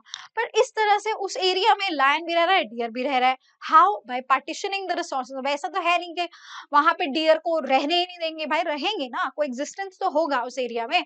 So yes, different species competing even for the same resources could avoid the competition by choosing the resource partitioning, है ना? MacArthur showed that 5 closely related warbler species living on the same tree were found to be avoiding the competition। ये आपस में competition कर ही नहीं रही है, उन्होंने अपने behavior को, foraging activities को ही change कर लिया, अलग अलग जगह पे अलग अलग तरीके से खा रहे हैं, so सब एक दूसरे से competition को avoid कर रहे हैं। ये किसने शो किया था? This experiment was done by MacArthur. ठीक है, and this shows that species can coexist by resource partitioning. Done? Clear? Okay, now coming on to the next आपका जो है population interaction, that is your parasitism. Obviously ये भी क्या है? Plus minus. ठीक है, ये भी कैसा है? Plus minus. फायदा हमेशा पैरासाइट को होता है, और नुकसान यहाँ पे हमेशा किसको होता है बेटा जी? होस्ट को, जिसकी बॉडी में वो रह रहा है। चलिए आ जाइए। सो पैरासाइट बेटा, पहली चीज तो पैरासाइट जो होता है ना, वो किसी की भी बॉडी में रहने के लिए उसको करनी पड़ती है बहुत सारी अडेप्टेशन। ठीक है, ये बहुत इंपॉर्टेंट है। पहले तो ये देख लो क्या जरूरी होता है एक पैरासाइट के लिए। पैरासाइट को करना है बहुत ज्यादा रिप्रोड्यूस, और उसको चाहिए डायरेक्ट न्यूट्रिशन, डायरेक्ट उसके सारे काम हो रहे हैं, तो उसको ना सिस्टम विस्टम नहीं चाहिए भाई, उसको कोई डाइजेस्टिव सिस्टम नहीं चाहिए, कोई सर्कुलेटरी, कोई मतलब नहीं, पड़ा रहेगा बस बिना किसी सिस्टम के। तो इसलिए loss of unnecessary sense organs, उसको कोई आईज नोज ईयर्स कुछ नहीं चाहिए। ठीक है, सब हटा देता है। Loss of digestive system, circulatory system, everything, and higher reproduction capacity. हाँ, रिप्रोडक्शन कैपेसिटी उसकी बहुत हाई होनी चाहिए भाई, भर भर के रिप्रोड्यूस करना है, पूरा आतंक को फैला देना है उसे, ठीक है। Presence of the adhesive organs, और बेटा चिपकने के लिए बॉडी पे, है ना, उसकी गट में जाके कहीं तो चिपकेगा, तो वो चिपकने के लिए उसको क्या चाहिए, एडेसिव चाहिए, कुछ ऐसे चिपकने वाले स्ट्रक्चर्स चाहिए, जिनको हम क्या बोलते हैं, एडेसिव ऑर्गन्स या सकर्स बोलते हैं, जिसकी मदद से वो उसके डाइजेस्टिव ऑर्गन्स में, या जैसे सिर पे जुएं होती है, वो कैसे चिपकी है, कुछ तो है ना उसके पास चिपकने के लिए, नहीं तो गिर जाएंगी। सो ये इनके पास कुछ स्ट्रक्चर्स होते हैं। नाउ, और बेटा इनके साथ एक कहानी है। अगर ये पैरासाइट है बेटा होस्ट स्पेसिफिक, इसका अगर होस्ट बहुत स्पेसिफिक है, जैसे लाइस के लिए होस्ट क्या है, आपका ह्यूमन है, ठीक है, तो कभी अगर ह्यूमन नहीं रहा, ऐसा नहीं होना चाहिए, तो लाइस भी नहीं रहेगी। क्या बात है, क्या बात है मैम, लाइस को मारने के लिए ह्यूमन ही मार दिया आपने, ठीक है, बात समझ रहे हैं। तो अगर कोई भी पैरासाइट को जिंदा रहना है, तो उसको क्या करना होगा यार, उसको जो है इवोल्यूशन करना होगा, ह्यूमन मतलब कोई भी होस्ट जो उसका है उसके साथ ही वो इवॉल्व होगा। और अगर उसके होस्ट का हो जाता है एक्सटिंक्शन, तो साथ साथ उसका एक्सटिंक्शन भी हो जाता है। तो इन पैरासाइट्स को जो होस्ट स्पेसिफिक होते हैं, इनके साथ दिक्कत है, इनको को एवोल्यूशन करना पड़ता है, और इनका हो जाता है को एक्सटिंक्शन भी बेटा, ठीक है। इवॉल्व भी करना पड़ेगा होस्ट के साथ साथ, होस्ट ने कुछ नई मैकेनिज्म क्रिएट कर ली अपनी बॉडी में, तो बेटा इसको भी, पैरासाइट को भी वैसे ही इवॉल्व करना पड़ेगा। और अगर मान लो उसका होस्ट ही मर जाता है, तो पैरासाइट भी नहीं बचेगा, वो भी मर जाएगा, वो भी एक्सटिंक्ट हो जाएगा, right? In such a way that both the host and the parasite tend to co-evolve. If the host evolves special, अगर मान लो host ने कोई special mechanism ले आया resist करने के लिए parasite को, तो parasite को भाई उसका जवाब देना पड़ेगा, मुंह तोड़ जवाब देना पड़ेगा, उसको न्यूट्रलाइज करने के लिए उसको भी अपने अंदर कुछ ना कुछ अडेप्टेशंस दोबारा से लाने पड़ेंगे। क्लियर हो गई बात? चलो डन हो गया। नाउ हमारे पास ये कुछ पैरासिटिक साइकिल्स हैं, मैं इनको नहीं पढ़ा रही यहाँ पे बहुत डिटेल में, ठीक है।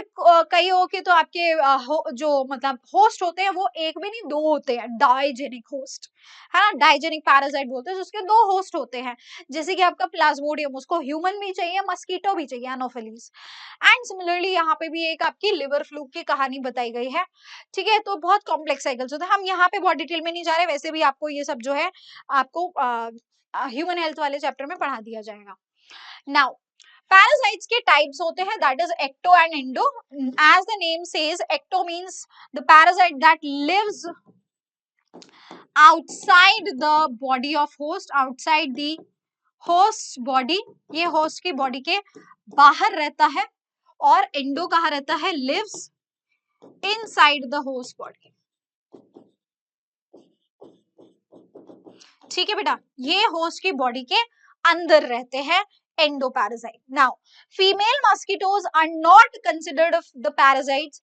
और बेटा ये जो मच्छर हमको काटते हैं, ये पैरासाइट नहीं होते हैं, ये सिर्फ हमारी बॉडी से ब्लड मील ले रहे हैं टू मतलब नरिश देयर एग्स, वो अपने नरिशमेंट नहीं करा रहे, वो रिप्रोडक्शन के लिए, इंक्यूबेशन के लिए, इसके लिए वो है ब्लड को जो है सक करते हैं, हमारी बॉडी से हमें काटने आती है ये female mosquitoes, and hence they are not considered as parasites. बात समझ में आई? अगर कभी भी क्वेश्चन आए कि ये फीमेल मस्कीटो जो हमें काटती है, इनको हम पैरासाइट क्यों नहीं कहते, why they are not parasite, now you know the answer. ना एक्टोपैरासाइट्स के ये सारे एग्जाम्पल्स आपको पता ही है। बात करते हैं अगर आपके प्लांट पैरासाइट जो कि है कस्क्यूटा, जिसको अमरबेल कहा जा रहा है, बचपन से पढ़ते आ रहे हो, ठीक है। लाइसेस ह्यूमंस के जुए होती है, और डॉग्स की जो टिक्स होती है, they are all the examples of the ectoparasite. Endoparasite के एग्जांपल्स ये वर्म्स है, tape worm, whip worm, round worm, hook worm, ठीक है, ये सारे वर्म्स हैं। चलो अब आगे आ जाओ। एक और तरीका होता है पैरासिटिज्म का, दैट इज ब्रूड पैरासिटिज्म। ये आप लोगों ने कितनी बार देखा होगा यार, बहुत ही एक कॉमन सा एग्जाम्पल आप लोगों ने देखा होगा। मेरी ये जो कुकू बर्ड है बड़ी चालाक है, ये बेचारे कौवे के नेस्ट में जाके अपना अंडा रख के आ जाते, क्योंकि सिमिलर है। अब उस क्रो को नहीं पता बेचारा कि तेरे से जो है अपना अंडा इंक्यूबेट करा रही है, वो बेचारा भोला भाला इसके अंडे को भी इंक्यूबेट कर देता है। ये कौवे के अंडे हैं, ये कोयल के अंडे हैं। कोयल का अंडे को मजे में फ्री में जो है, अब ये मटर गश्ती कर रही है, बाहर जा रही है कैफे वैफे में, मस्त अपना ब्रंच पे जा रही है फ्रेंड्स के साथ, है ना। कौवा बेचारा अपने तो अंडे इंक्यूबेट कर रहा है, इसके भी कर रहा है, इसका जापा पीरियड चल रहा है, ठीक है। So now the parasite this is acting as a parasite basically, है ना, इसने इसकी मदद ली है, राइट। सो इसलिए इस तरह के पैरासिटिज्म को हम ब्रूड पैरासिटिज्म कहते हैं। A very common example for your Kuku bird and your crow. Done, ठीक है, done done done done done done. ये क्या हो गया भाई, नो नो नो, अभी कुछ अपडेट नहीं, ना ना ना ना ना। चलो बात समझ में आ गई भाई सबको। Now coming on to the next, that is your, एक सेकेंड,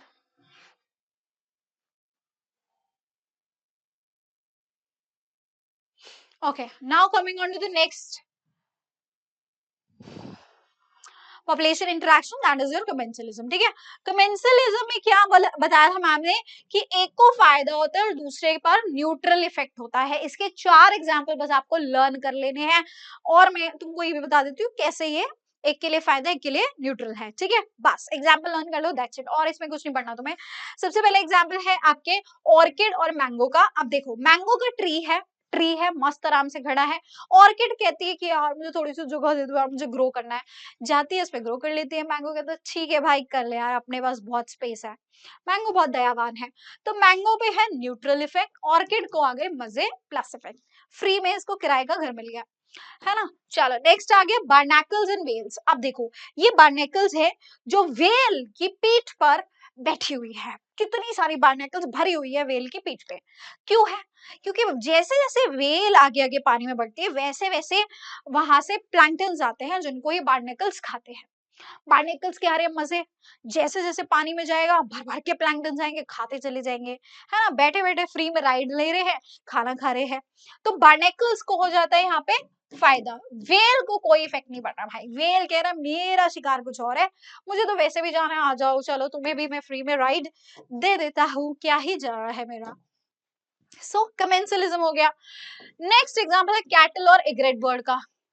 कैटल जाती है खेतों में, चरती है, क्या चरती है? ऑब्वियसली घास चरती है, ठीक है। ये बेचारी ग्रेट बर्ड है, इसको कह रही है यार मुझे भी बिठा लो अपनी पीठ पे। क्यों बिठा लो? क्योंकि ना मुझे ना कोई यहाँ पे कोई वो नहीं दिख रहा, मस्कीटो नहीं दिख रहा, कोई इंसेक्ट नहीं दिख रहा, खाओ किसको? मुझे तो मस्कीटोस खाने, मुझे तो इंसेक्ट्स खाने हैं। वो कह रही है तो मैं क्या करूँ? उसको बोल रही है चल अब मुझे अपनी पीठ पे बिठा ले, जैसे जैसे तू आगे निकलेगी वहां से मस्कीटो झाड़ी में से निकल निकल के आएंगे और मैं मस्त तेरी पीठ के ऊपर बैठ के मस्कीटोस खा लूंगा। कैटल बोलती है चल यार तू भी क्या याद रखेगी, बैठ जा मेरी पीठ पे। कैटल को जीरो इफेक्ट, ठीक है, और इग्रेट को हो जाता है यहाँ पे फायदा। आगे बात समझ। चलो next and last example, C anemone और क्लाउन फिश। सी एनिमोन्स बेटा होते हैं तुम्हारे ये क्या है, सिलेंट्रेट्स, याद है ना तुम लोगों ने पढ़ा होगा एनिमल किंगडम में। इसके टेंटेकल्स इस तरह बड़े बड़े टेंटेकल्स ऐसे फैले रहते हैं, ऐसे डांस करते रहते हैं ऐसे, ठीक है भाई। टेंटेकल्स है, मस्त आराम से नाच रहे हैं। ये सी एनिमोन आती छोटी सी प्यारी सी, इसको तो वैसे भी कोई मना नहीं करेगा, क्यों ही मना करेगा, क्यूट सी है ना, फाइंडिंग नीमो है हमारी। ये आती है, इसको बोलती है यार मुझे ना अपने अंदर छुपा ले कहीं अपने टेंटेकल्स के बीच में, मेरे पीछे ना प्रेडेटर पड़ा है, बड़ी वाली मछली शार्क मेरे पीछे पड़ी हुई है। तो ये सी एनिमोन अगेन दयावान है, बोलती है कोई बात नहीं, आजा भाई, मुझे तो कोई भी प्रॉब्लम नहीं है, ना मुझे कोई फायदा है ना नुकसान है। लेकिन क्लाउड फिश को हो जाता है यहाँ फायदा, बच जाती है प्रेडेटर से। कहानी क्लियर हो गई, ठीक है। कमेंसलिज्म आ गया समझ में, सारे एग्जांपल्स को अच्छे से पढ़ लेना, अच्छे से याद कर लेना, एंड सॉर्टेड। अब आ जाओ अमेंसलिज्म पे। अमेंसलिज्म का एक कॉमन सा एग्जांपल है आपका। अमेंसलिज्म एक ऐसा पॉपुलेशन इंटरेक्शन है जहां पे एक को नुकसान और दूसरे को जीरो इफेक्ट। ये आपका आप देख सकते हैं, ये बात हो रही है जब एलेक्जेंडर फ्लेमिंग जी ने क्या किया था, पेनिसिलिन को खोजा था। तो हुआ क्या था, यहाँ पे एक छोटी सी पेनिसिलियम नोटेटम की यहाँ पे मिली थी मोल्ड, ठीक है, फंगल मोल्ड मिली थी, और यहाँ पे जो बैक्टीरिया ग्रो कर रहे थे नॉर्मली, अब ये वाला एरिया जो इसके आजू बाजू वाला एरिया है, यहाँ पे कोई बैक्टीरिया ग्रो नहीं कर पाया। तो इस एरिया में बैक्टीरिया जो थे वो मर गए, बैक्टीरिया की ग्रोथ नहीं हो पाई, यहाँ बैक्टीरिया को हुआ नुकसान। लेकिन फंगल मोल्ड को कोई फर्क नहीं पड़ा, उसको क्या फर्क पड़ रहा है, इसको तो जीरो इफेक्ट है। So this is an example of amensalism, right ये क्या हो गया आपका amensalism. Penicillium produces penicillin that does not allow the growth of the staphylococci bacteria. Hence staphylococci bacteria की ग्रोथ नहीं हो पा रही, इनके ऊपर हो गया नेगेटिव इफेक्ट. पेनिसिलियम को कोई फर्क नहीं पड़ा, इसके ऊपर हो गया जीरो इफेक्ट. ठीक है, बात खत्म. In this association, one of the organism does not allow the growth of the other organism by releasing some chemicals, जिसको हम एलिलोपैथी कहते हैं. ठीक है, हो गया जी, हो गया. चलो आ जाओ आगे. नेक्स्ट एंड लास्ट आ गया हमारा म्यूचुअलिज्म. ठीक है, म्यूचुअलिज्म क्या है? यहाँ पे दोनों ही ऑर्गेनिजम्स एक दूसरे को फायदा ही कर रहे हैं. ठीक है, जैसे इसका एग्जांपल है लाइकेंस, जहां पे हमारे पास फंगस और फंजाई और क्या होती है, एल्गी एक साथ प्रेजेंट होती है. फंजाई बेटा, फंजाई इसको फायदा पहुंचाती है कैसे? By absorbing the nutrients and giving it to the algae. absorbs nutrients and provided to the algae and in बदले में algae इसको क्या देती है? फूड देती है, बना बनाया खाना देती है ना. so this is how they both are helping each other and living together, both are helping each other, hence it is a plus plus relationship जिसको हम म्यूचुअलिज्म कहते हैं. Similarly, it is seen in the mycorrhiza, जहाँ पे higher plants के roots और आपके fungus associated होते हैं. सेम ही चीज वहां पे भी है, वहां पे भी आपके फंगस जो है फॉस्फोरस को अब्सॉर्ब करके हायर प्लांट्स तक पहुंचाते हैं और बदले में फंगस को मिल जाता है खाना. ठीक है, नाउ म्यूचुअलिज्म आपके प्लांट पॉलिनेटर रिलेशनशिप्स में भी दिखता है. एक पॉलिनेटर जो है वो प्लांट का फायदा करता है उसकी पॉलिनेशन करा के, और पॉलिनेटर का क्या फायदा होता है बदले में? उसको वहां से मिलता है नेक्टर या और भी कोई फर्दर बेनिफिट. जैसे अगर आप ये देख सकते हैं, सो this is an example of a fig tree and a wasp, जो काफी ज्यादा मतलब स्पीशीज स्पेसिफिक होते हैं ये इनफैक्ट. तो इनका तो पूरा साइकिल ही एक दूसरे पे डिपेंडेंट है. आप देख सकते हैं, they are totally dependent on each other. ये वॉस्प केवल और केवल फिग का ही क्या करेगी? पॉलिनेशन. ये इसका पॉलिनेशन करती है, बदले में ये अपने एग्स को इसके फ्रूट के अंदर ले करती है, यहीं पे इसके एग्स को ले किया जाता है, यहीं पे ये बड़े होते हैं और यहीं से ये रिलीज होके बाहर निकलते हैं. आप देख रहे हैं. ठीक है, तो पूरी लाइफ साइकिल ही वॉस्प अपनी जो है वो इसी फिग फ्रूट के अंदर कंप्लीट करता है. Hence they are totally dependent on each other. और वो क्यों सह रहा है, उसका इतना जुल्म क्यों सह रहा है, क्यों उसके एग्स को लेकर नहीं दे रहा है? क्योंकि उसका पॉलिनेशन वही कराएगा यार, अल्टीमेटली पॉलिनेशन ही वही कराएगा. एंड अनदर एग्जांपल आप देख सकते हैं. ओके, सो ये एक एग्जांपल है सेक्सुअल डिसीट का. This is an example of the sexual deceit, जहां पर आपके पॉलिनेशन तो कराया जा रहा है लेकिन धोखाधड़ी से कराया जा रहा है. ठीक है, कैसे कराया जाता है बेटा? ये एक ऐसे एग्जांपल है. ऑर्फिस एक मेडिटेरेनियन ऑर्किड रहता है जो सेक्सुअल डिसीड यानी धोखा, ये मैंने आपको पहले भी पढ़ाया हुआ है, याद होगा आपको, है ना, जब हम पॉलिनेशन टॉपिक पढ़ रहे थे sexual reproduction in flowering plants में. सो जब इसको पॉलिनेशन कराता है बम्बल बीज, तो वहां पे ये जो बम्बल बी है इसका बेचारे का बेवकूफ बना दिया जाता है. इसकी एक पेटल लगती है फीमेल बी की तरह, बम्बल बी आता है, मेल बम्बल बी आता है और यहाँ पे कॉपुलेट करने की कोशिश करता है, which is actually a pseudo copulation, because actual में तो कोई कॉपुलेशन हो ही नहीं रही है. ठीक है, ये आता है सूडो कॉपुलेट करने की कोशिश करता है, बट होता कुछ है नहीं, उसके साथ धोखा हो जाता है. लेकिन बदले में ऑर्फाइस का यानी इस ऑर्किड का क्या हो जाता है? पॉलिनेशन. बहुत चालाक प्राणी है ये, है ना. प्लांट्स भी चालाक होते हैं, ठीक है, ऐसे नहीं तुम उनको लिविंग बोल रहे हो, लिविंग है तो ऑब्वियसली चालाक है. One petal of the orchid resembles the female bee in the size, colour and markings. Male bee pseudo copulates with the flower, और इस प्रोसेस में हो जाता है पॉलिनेशन, मतलब पॉलन ग्रेन्स उसकी बॉडी पे चिपक जाते हैं. When the same bee pseudo copulates with another flower, उस समय पे वहां पे वो पॉलन्स को ट्रांसफर कर देता है स्टिग्मा पे. Coevolution is found to occur in this association. So same जैसे हमने पैरासिटिज्म में पढ़ा था, यहाँ पर भी कोएवोल्यूशन एंड कोएक्सटिंक्शन का फंडा मैटर करता है अगर ये species specific pollinator plant pollinator species होते हैं तो. ठीक है, डन हो गया. ठीक है, दोनों का साथ में ही एवोल्यूशन होगा, साथ में ही एक्सटिंक्शन भी होगा. That was all in this chapter. Chapter हो गया खत्म. चैप्टर था बहुत इजी, बहुत आसान. आज के आज तुम्हारा ये चैप्टर अगर खत्म हो गया है, along with all the highlights and the complete detailed understanding of the chapter, अब लगाओगे तुम सवाल. ठीक है, चैप्टर डन हो गया, समझ में आ गया बिना किसी कंफ्यूजन के?